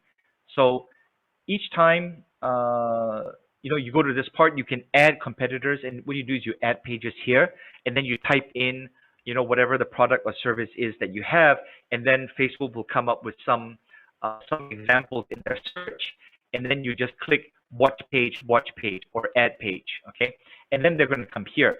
So when I run out of ideas, what I do is this is where I go, and then let's say I click on any of these pages that I'm watching, and I look at what they're posting. Some of them post every day, some of them post twice a day, and so I can also tell what is their engagement with the post that they place. And then if I see something that looks interesting, then I'll go take a look at it, and I'll jot down a couple points, and then I will create my content from there. Okay. Now, the next thing which I want to explain is what I call the swipe file. All right. Now, forget about this part because it just happens to be the page that I was on when I was looking at my bookmarks. So on my browser, I have bookmarks here. So I have my competition or people or companies in my similar industry, and I bookmark their websites. I bookmark their landing pages or their sales pages, and I put them all here, all in one place in my browser. So when I'm trying to think of things to say, or topics for the content, or topics for a post, or topics for a video, I will go here and I'll look through my swipe file. All right. How this term originated is back in before internet and all those things. Copywriters and ad executives and ad creators, advertising creators, what they had a folder, like a paper folder, and they would collect brochures. They would cut out advertisements from magazines, and they would put all of that into a folder, and that's what we call the swipe file. All right. The reason they call it a swipe file is because they want to swipe ideas, steal ideas from other ads and other content. All right. So when you get stuck on content, use your competitors' Facebook page, their websites, their landing pages, and get ideas from there. And that's how you create content. All right. You can do that, and you can create content for the next 6 to 8 months if you do it right. All right. Now, let me get some feedback from. Okay, how many of you, or who has done Facebook ads, Facebook advertising prior to today? Show of hands, or type yes. Okay, and raise your hand so I can see. Anyone ever done Facebook advertising? Okay, Faith. Let me ask you a question. And we're all learning, all right? So it's not meant to like, trick you or anything, all right, Faith? Faith, what do you do? Hi, good afternoon, everyone. I'm Afternoon. from Davao Packaging Corporation. Actually, I have Okay. done a full-blown advertising, like the boosting, but I just posted contents for our page. All right. Then, basically, what I did was we're just posting our product lines, and then our All offering, right. and then with photos of it, and that's it. Sure. And then the call to action was like, message me or something simple, correct?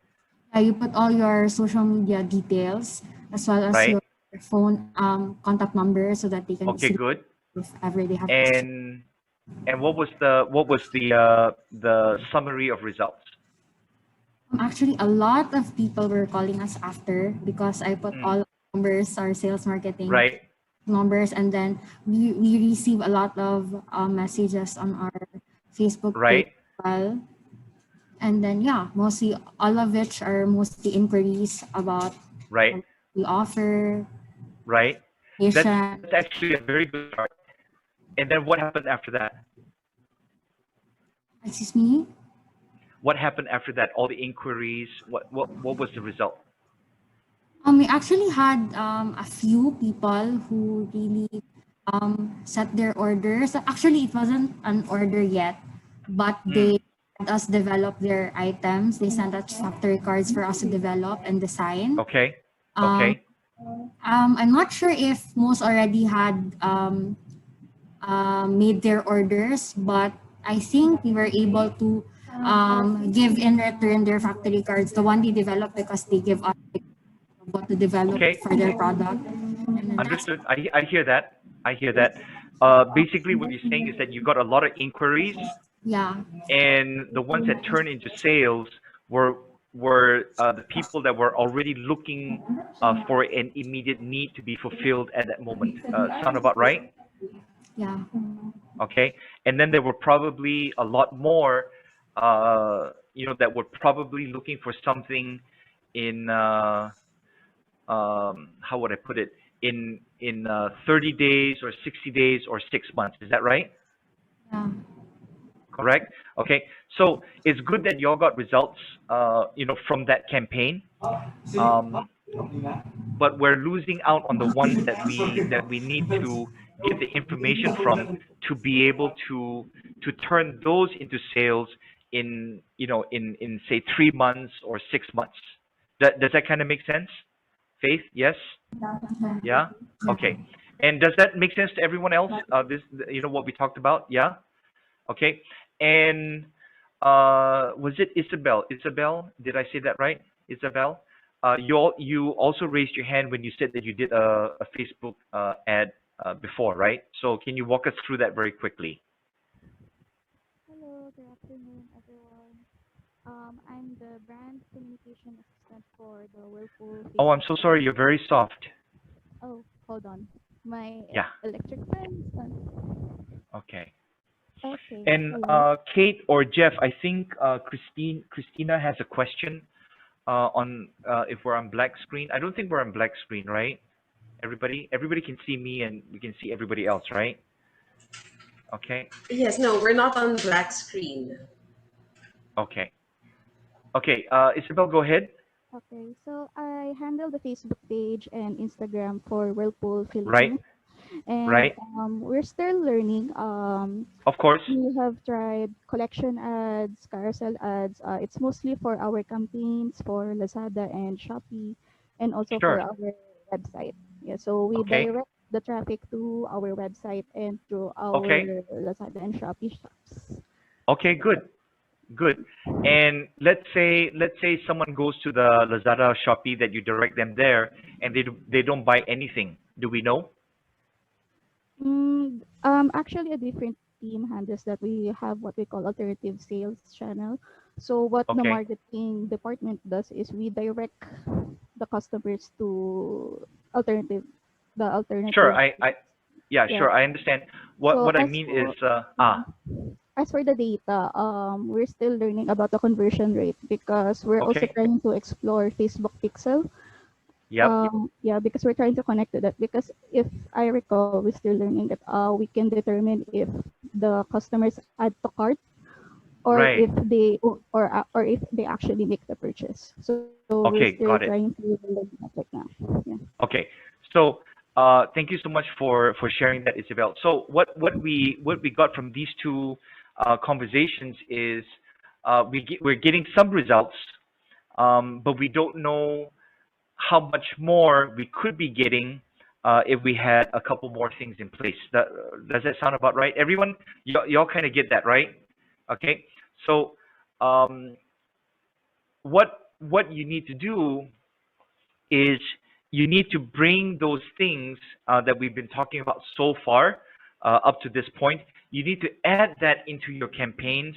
You need to add it into your digital sales and marketing efforts, because there's a term. Maybe some of you have heard this before. There's a term called spillage. Spillage means that it's waste. It's like in a restaurant, they have spillage, or even in retail stores, they have spillage where things get broken, things get lost. So in our conversation, what's going on is we have spillage because yes, thank goodness we have people buying and revenue is coming in, but we don't know if we're able to capture the ones that are not buying immediately. Does it make sense to everybody? Yes? Okay. So the components are you must have the traffic, you must have the landing page, and you must have the follow-up system. Y'all got me so far? Yes? Okay. So let me jump back. Thank you so much for sharing the information, Faith and Isabel. Thank you so much. Okay. So let's get back to we're going to talk about the process and the sequence in how to run an effective Facebook ad campaign. Shall we do that? Yeah? Okay? Okay, awesome. So let me get the training slides ready for us. Okay, so there's a few components. There's a few components in the in the Facebook ads, right? So we have to have the landing page. We've got to know how we're going to get them there. We need to know what is the message that we need to send out to be able to attract them into our funnel. Whether we're going to reply, get them to reply by email or WhatsApp, the method of communication. All these things we need to know. All right. So I'm going to go through the steps of creating a Facebook campaign. And it sounds like some of us know how to do that already, but I'm going to touch on a couple things, and then at the end we're going to tie everything in together. All right. So if you do not have a Facebook ad manager or business manager, I would suggest that you set that up. Now, one word of warning is we tend not to suggest, to companies and professionals, especially our students and clients, we tend not to encourage. Facebook ads has this simple function called boosting. You probably have this question? Do you want to boost this post? Like it says boost, BOOST. I would suggest that you do not boost. We need to have more details and more criteria in the Facebook ad campaign. Now, if you're starting out, just to get a feel of it, you can try that. But the results will not be as effective if you do a proper ad using the correct sequence. Okay, so I would strongly suggest that you set up your Facebook ad manager or business manager. And how you do that, you just go on Facebook and you just type in the search or the help, ad manager or business manager if you do not have that yet. All right, so let's get into starting the campaign. It's very easy to start the campaign because all you would do is you would click create. You would click create and you will create a campaign. And what you see next after you click create the campaign, is you're going to have a choice of creating a new campaign or use existing. So let's assume that you need to create a new campaign.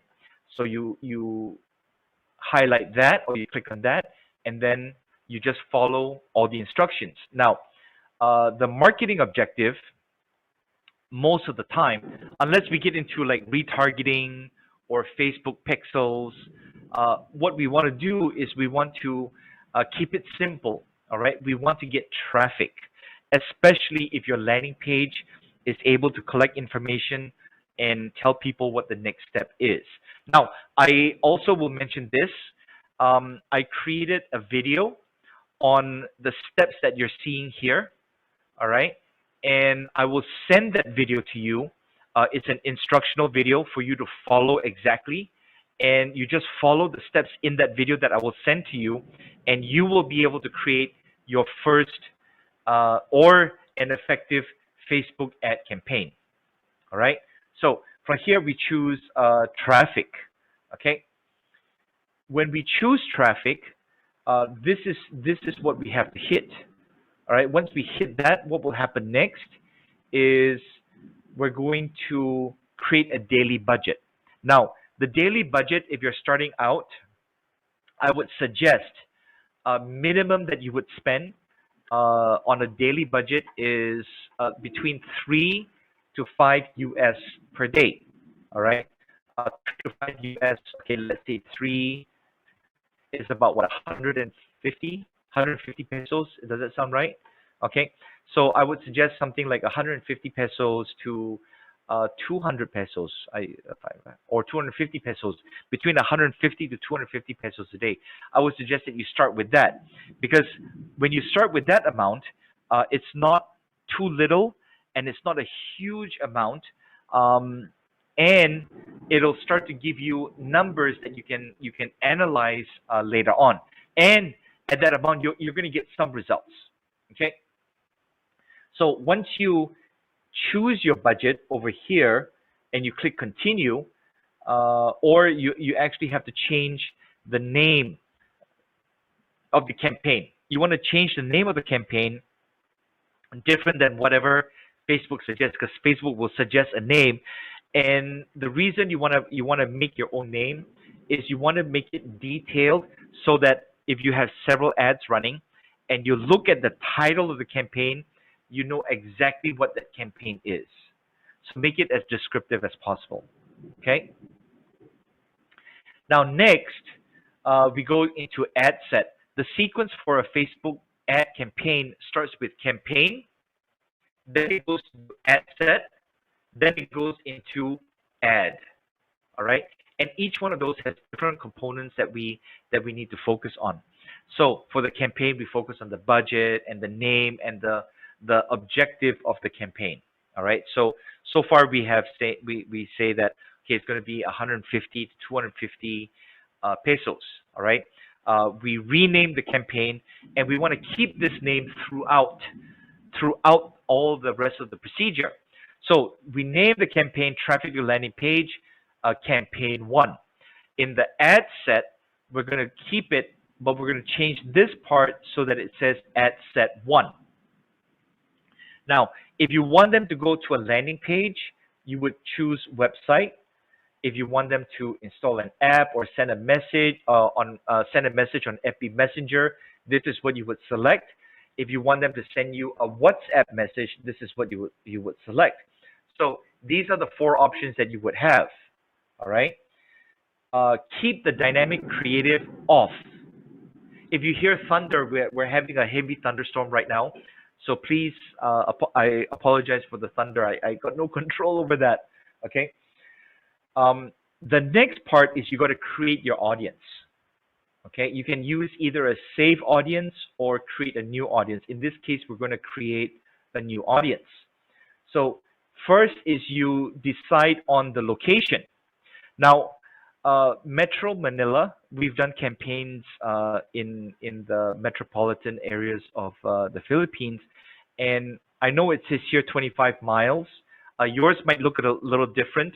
It might be in kilometers. Okay. But when we do 25 miles, it's too large of an area, and we adjust the area based on the potential reach. Okay, where we want to end up, if you can see this here, this this arrow thing, or this gauge thing, we really want to be in the green area.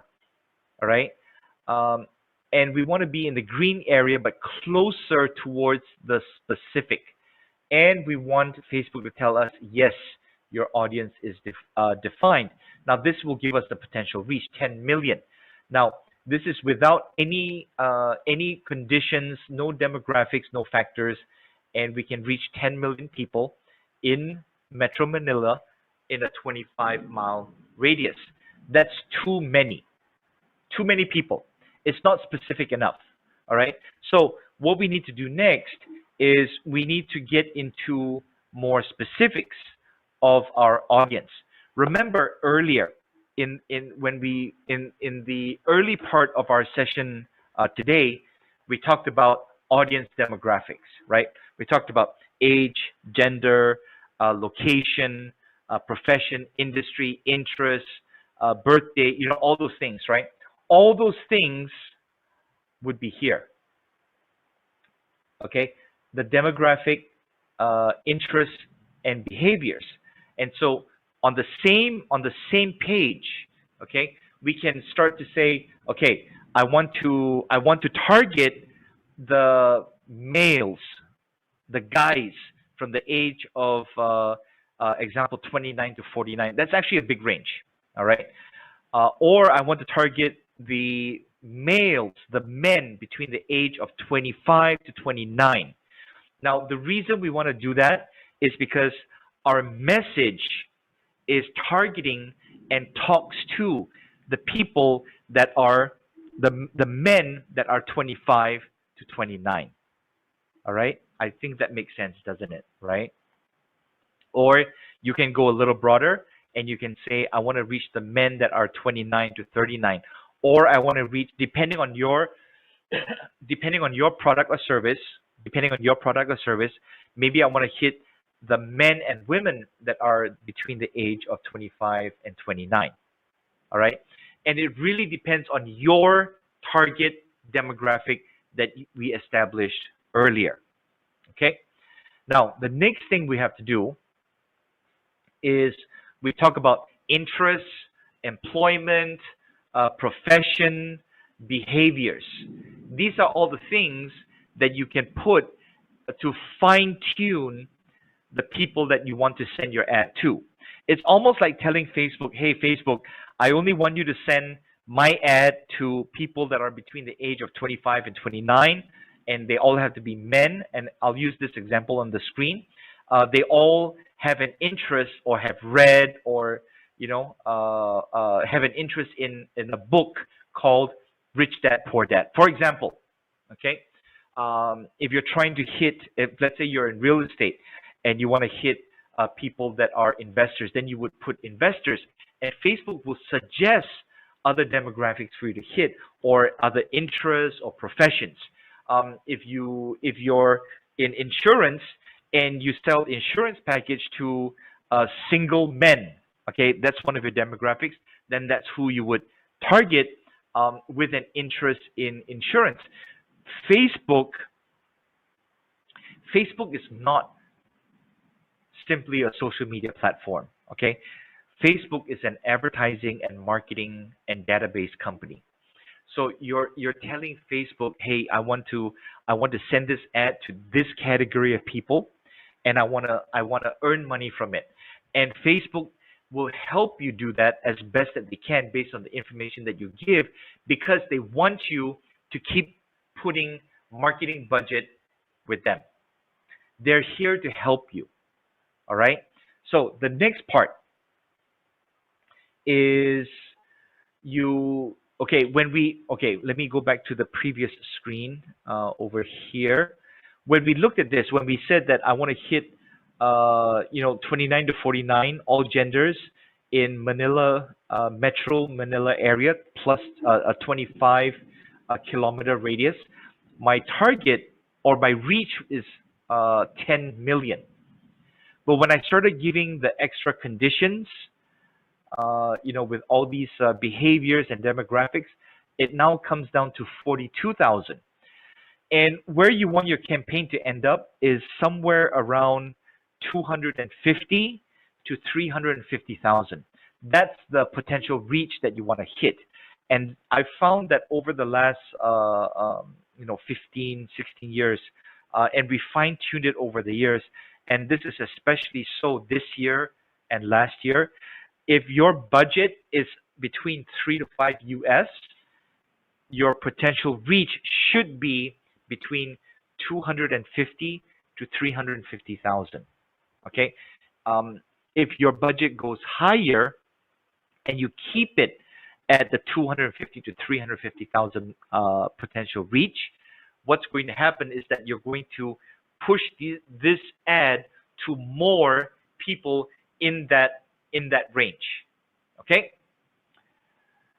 So you can also go into more interest. You can exclude people. You can narrow the audience. For example, if let's say I wanted all the males and females, the men and the women, age of 29 to 49, in the Metro Manila area, and have an interest in Rich Dad Poor Dad, but I want them to have graduated from college, for example. Okay.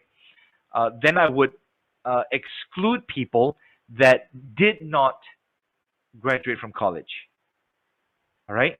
Okay, so let's go to the next part. The next part is where the creatives come in.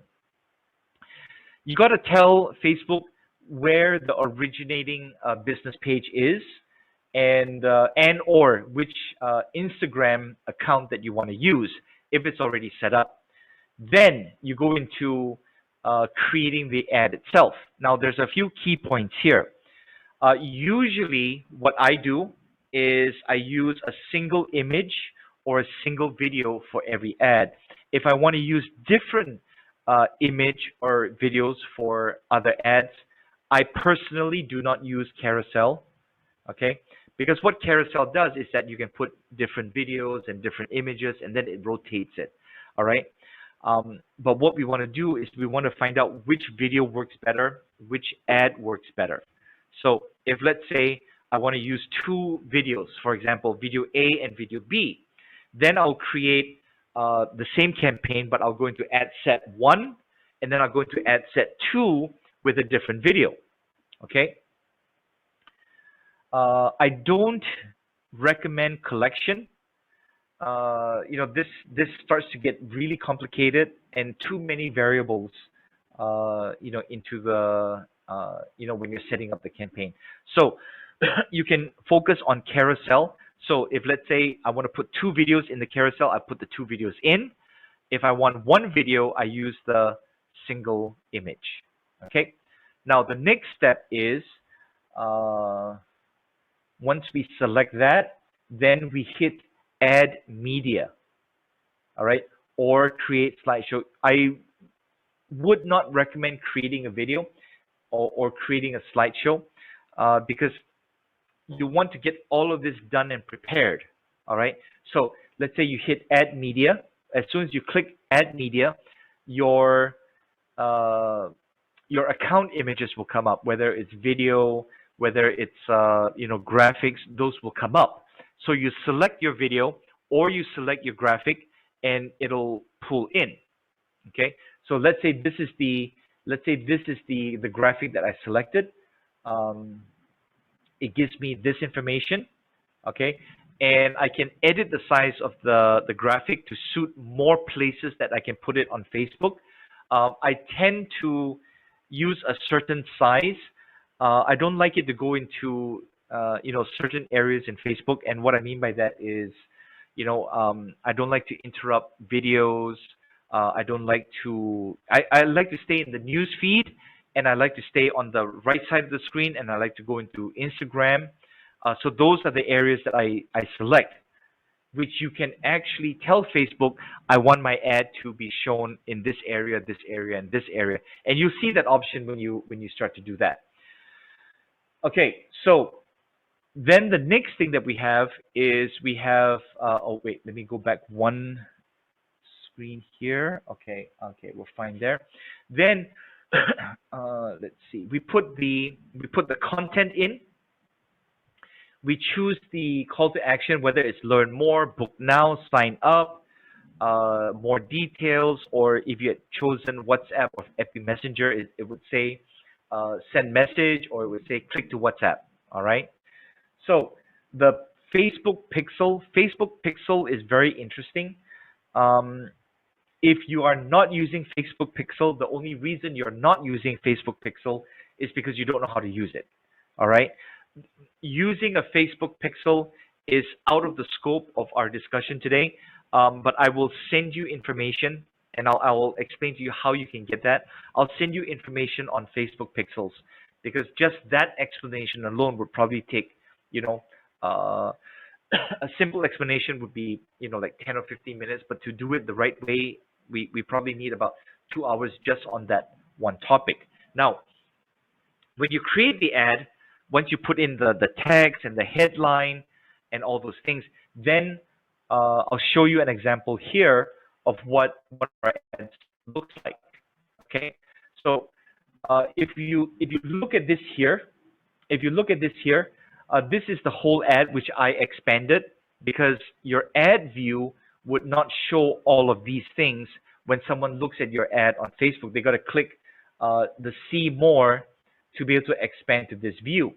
So you have to understand that whatever you see here has to compel them, has to persuade them to click see more, so that they can take action here, here, or here.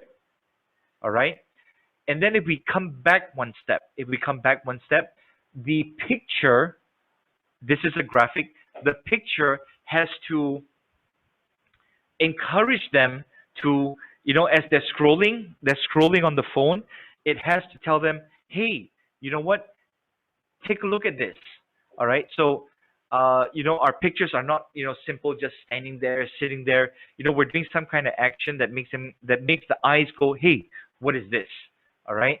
And then, they'll see the words here, and then they look at this part, the top part, and then they go, huh, what is that? Now, not everybody will be attracted to this ad, because we're looking for a certain kind of demographic, and we serve this ad, we send this ad to that particular demographic, and this ad did very, very, very well.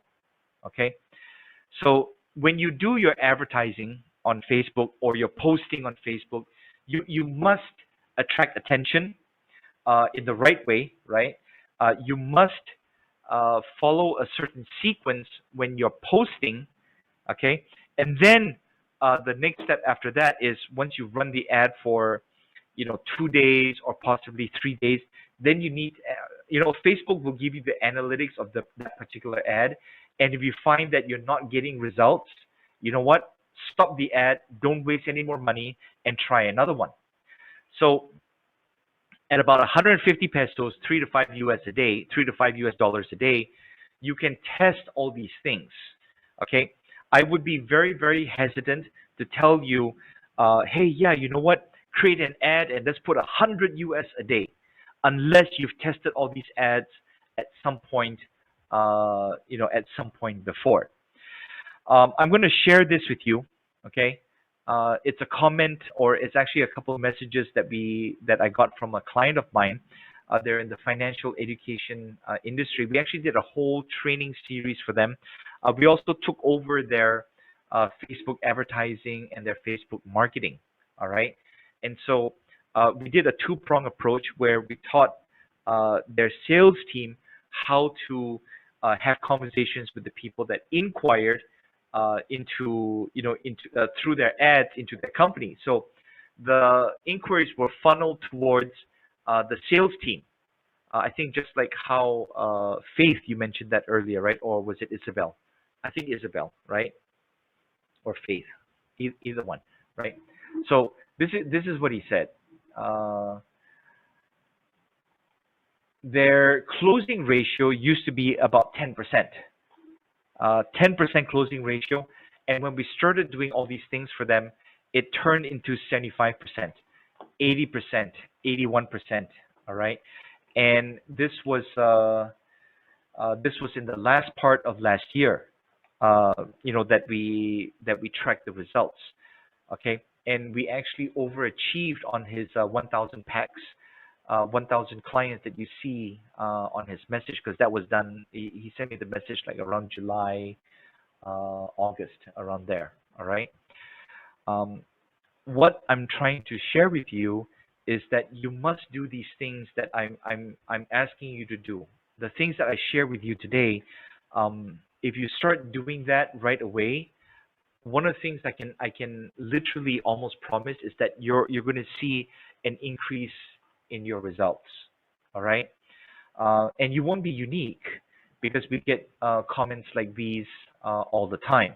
All right, anyone that wants to ask questions, okay, um, because I think we can actually get a little bit more out if you gave me specific scenarios and specific questions, and we can all learn from that discussion. Do y'all, is it okay to do that? Yes or no, ladies and gentlemen? Yes?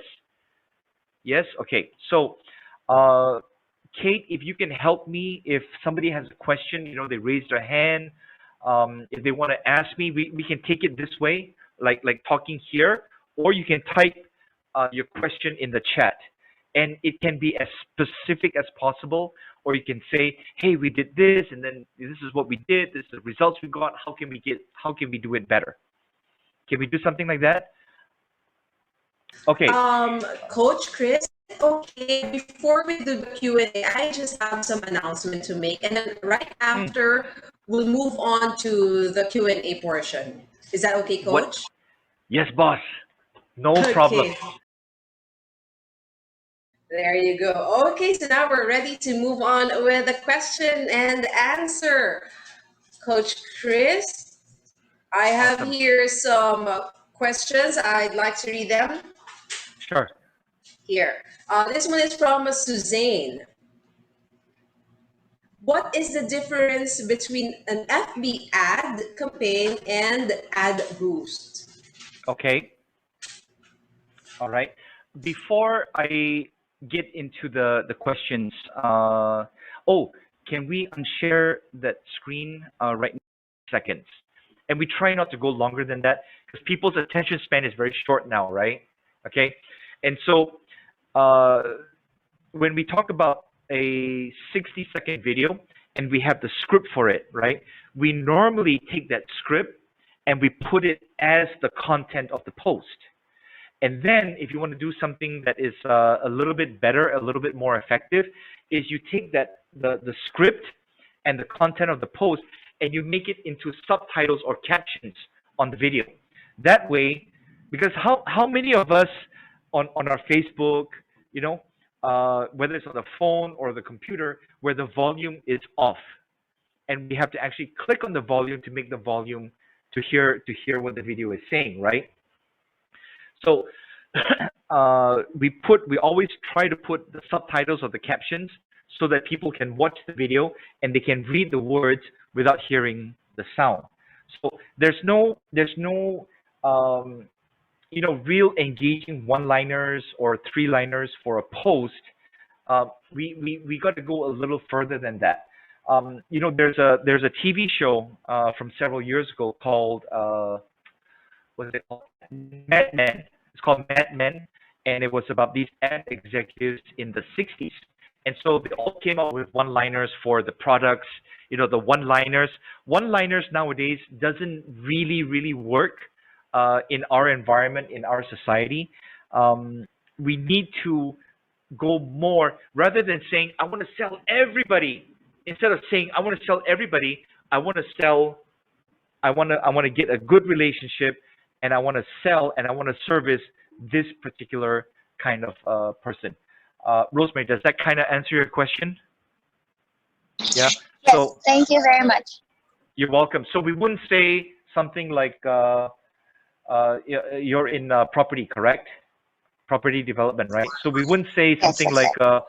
who wants to live in a condo?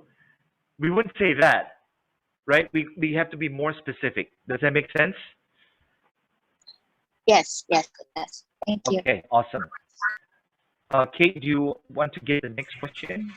Yes, we have one more question. This time it's from Patrick. Coach, I don't have any idea on how to contribute in this company since I'm new in this industry, sales and marketing. My concern is this company is quite established. They already handle big companies in printing industry. But my concern is how can I contribute in the company by means of social media? Because I'm really wondering how can I help? Thanks, Coach. Okay, thank you, Kate. Patrick, let me ask you a question first. Okay, you say that you're new in this company, printing company, correct? How new is new? 1 month, 6 months, 1 year?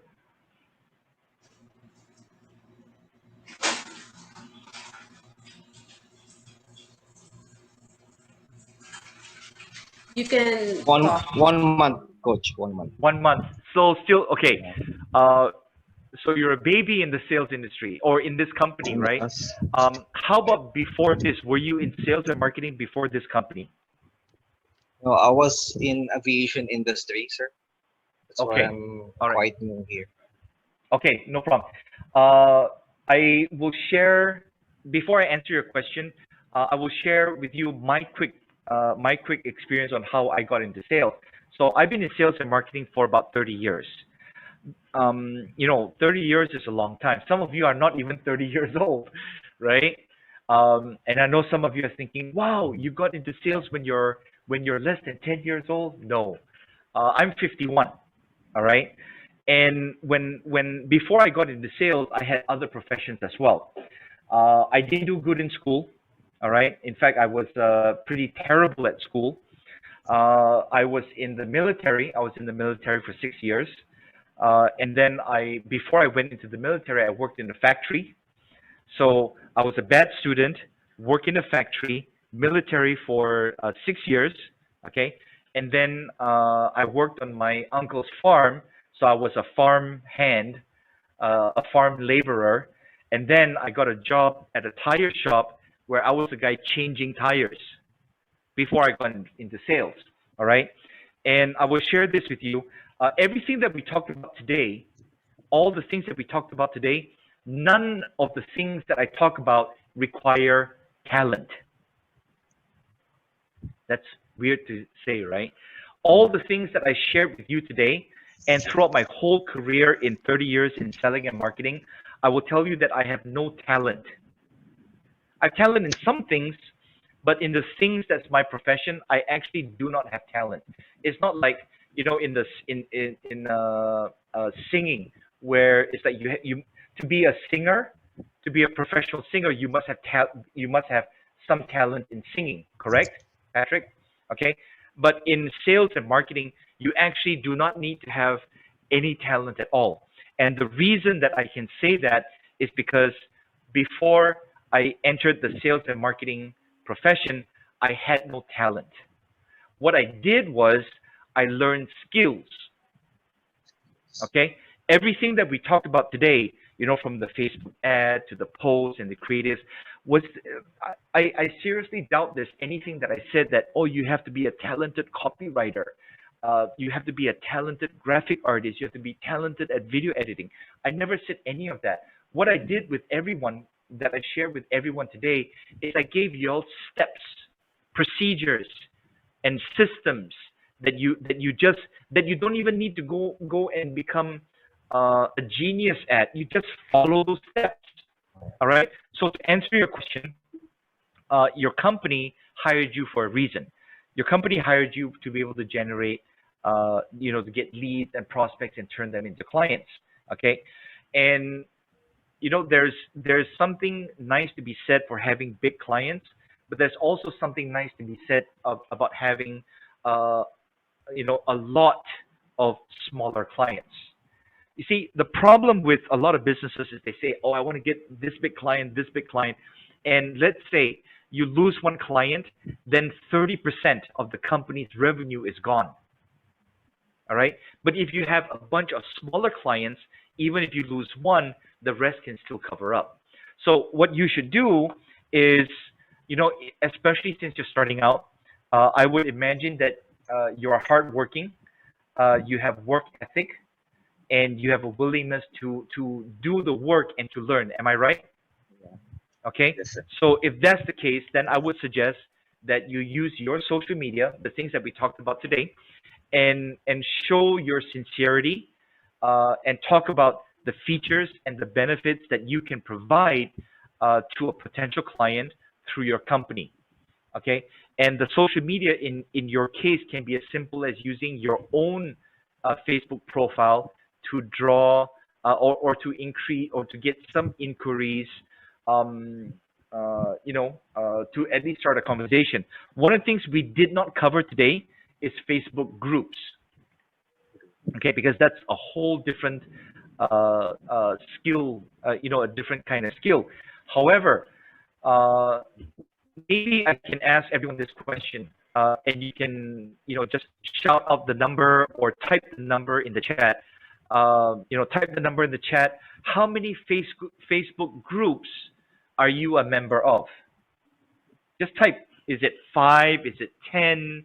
Is it 20? How many? And how about you, Patrick? How many groups are you a member of? I'm not really sure, coach.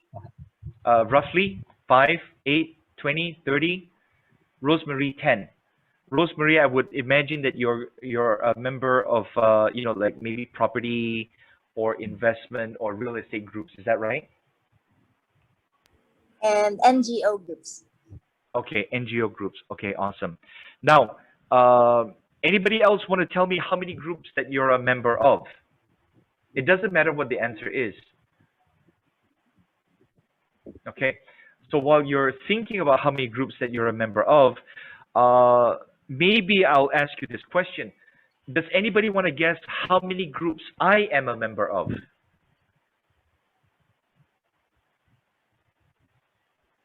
Anybody want to guess?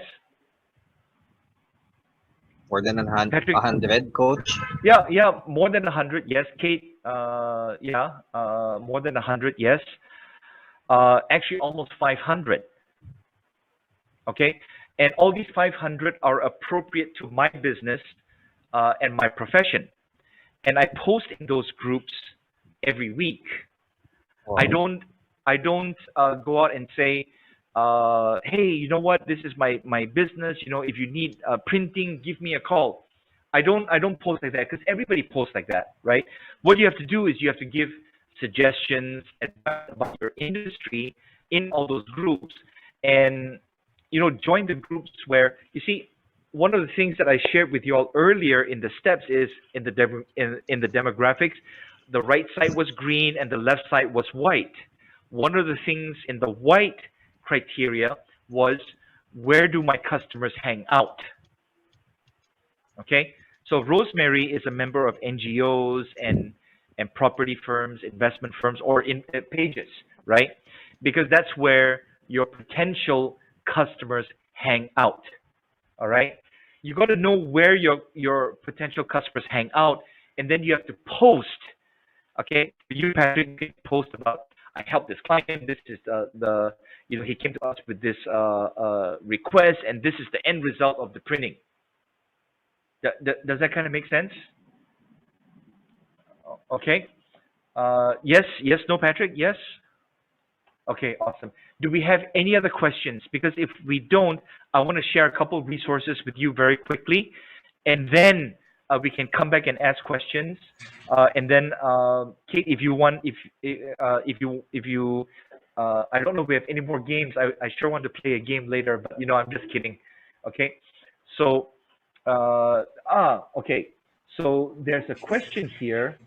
Oh, wait. I think there's more questions. Yes. So Yeah. is it Okay, okay sorry. if I read them Okay. first, or would you like to show Perfect. your?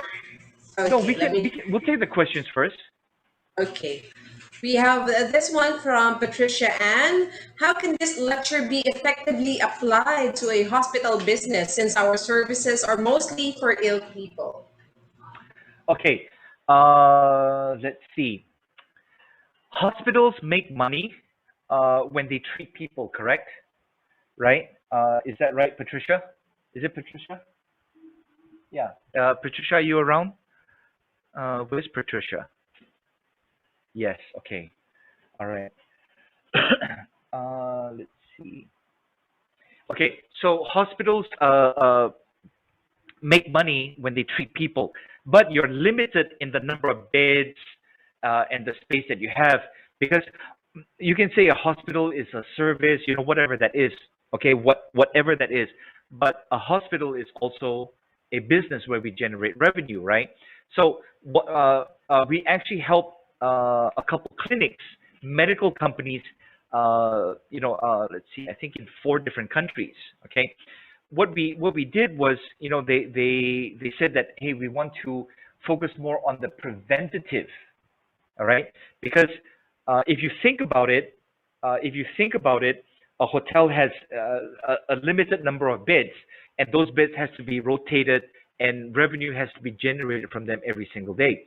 But when you start talking about, if you start talking about preventative medicine, then your revenue actually expands to a higher level, or a more volume than just, the beds and the services that are provided for ill people. Would you agree with me so far, Patricia?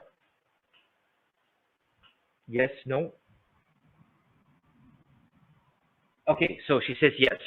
So if, let's say, you were able to, uh, in the automotive industry, everybody has been in a car, or some of us own cars. Yes or no? Yes. Okay. In the automotive industry, um, let's say a dealership, they make money by selling the car, correct? Right? Yes. Do you know that that they're willing to lose money on selling the car? Do you know why? The reason they're willing to lose money when they sell a car is because they know, especially if they put you on a car maintenance plan, that you come back to them, that you will come back and spend money on parts, service, things like that. All right. So let's use that example. When someone brings the car in to be serviced or to be fixed, they need to go through the first level. The first level, I would term it as what's called a service writer. The service writer will, like, okay, how many miles on the car, how many kilometers on the car, when's the last oil change? They ask those questions, right? Have you ever brought in a car to a place, and they said, okay, just change the oil, and then they say, hey, you know what, your brakes are not good, you need to change the freon in your air conditioning, your tires is a little bit bald, you probably need to change that. Take that concept and apply it to medical. So when you offer like a preventative maintenance, for example, when you say, okay, you know what, every Tuesday everybody can come, example, yeah, Patricia, just example, every Tuesday come in and get a free blood pressure test. And then you take the blood pressure test, and then they diagnose, oh, your blood pressure is okay, but your back is crooked, or your eyes are crossed, whatever it is. So we can find things wrong with people, because all of us have things wrong with us, right? And if we don't take care of it now, it's going to cost us so much more, and make our lives a little bit shorter. But besides the point, if you're able to do that, not just ill people, Patricia, and you can now start selling services to the not ill. Did that kind of make sense, Patricia? Yes, no? Okay. Let's see. Which is the next question, Kate? Okay, we have this one. This is the last question that we have here. Sir, Okay. what's the perfect time in posting an ad in Facebook? I've had this question over the last 14, 15 years, and it's changed with time. Okay. Abigail, you're asking this question. Can I ask Abigail what industry you're in? Abigail? Cooperative. Okay, so does that mean cooperative bank, or co-op in food?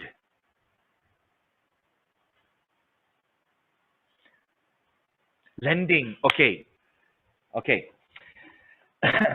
I'll answer this two ways. Okay, in the past, or a few different ways, and then we'll get to the answer together. The simple answer is that the best time to post is when you do it. Okay? Uh, this is what I mean. Do it at a consistent time every day. Now, let me backtrack a little bit. Before, I say that we post every day. We actually cut down because before 2020, we post once a day on our business. All right, in our several businesses. Before that, I posted 3 times a day, after breakfast in the morning, sometime after lunchtime, and then either before or after dinner time. All right. Before that, we posted 7 times a day on each of our pages, and we got about 30 pages. That means we're posting 200 posts a day. All right. So we did that for a number of years. I'm not asking you to do that for a number of years because I found out that it doesn't matter. I'm telling you, it doesn't matter.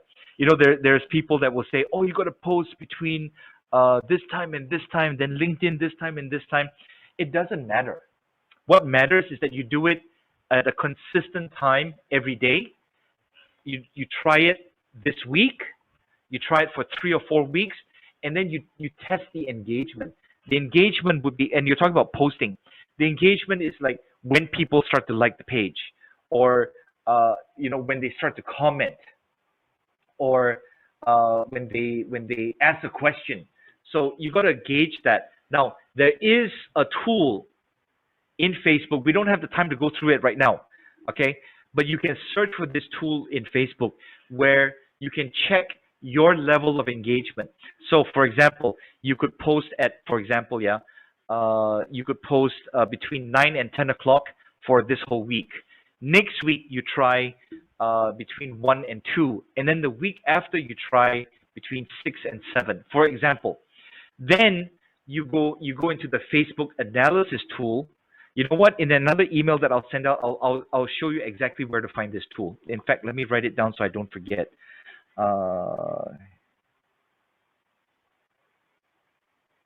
Okay, so I'll send you exactly. I'll send everybody exactly where to get this tool.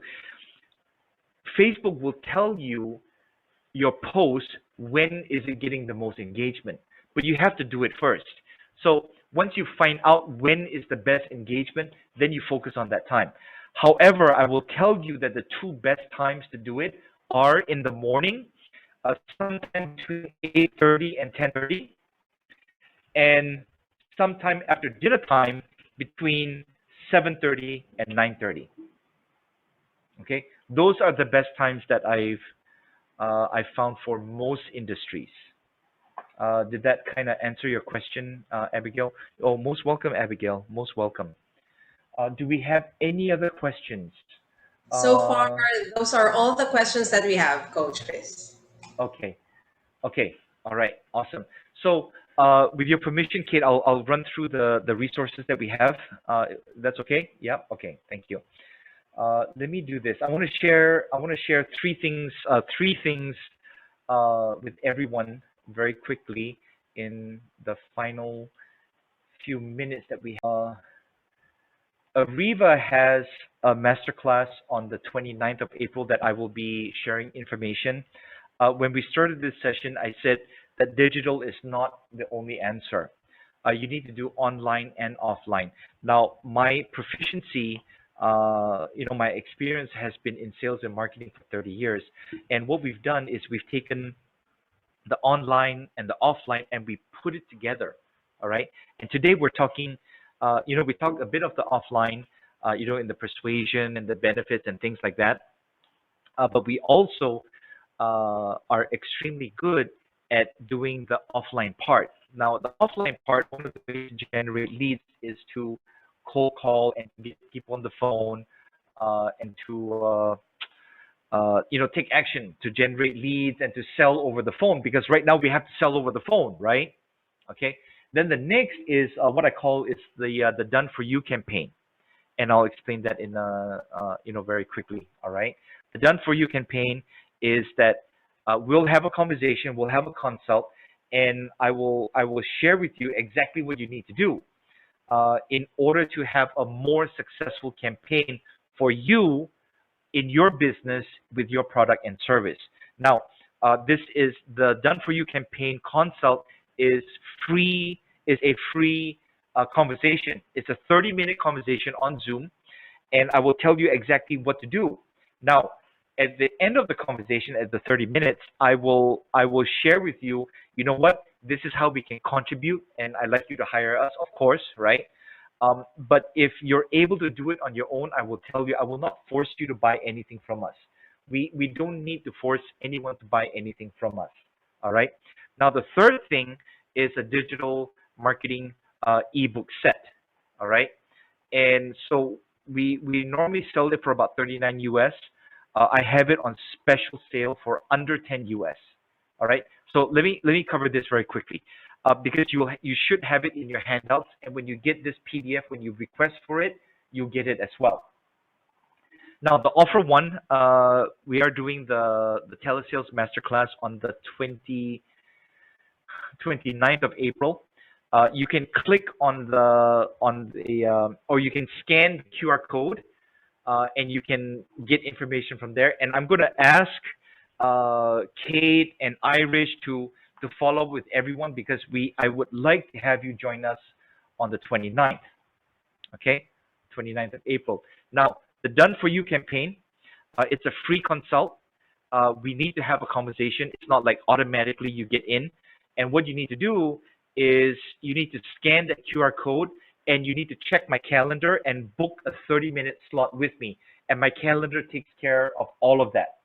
So all you have to do is go to my calendar, which will get you there by scanning this code, and choose the time, and we'll set up a Zoom. My system will set up a Zoom appointment immediately for you.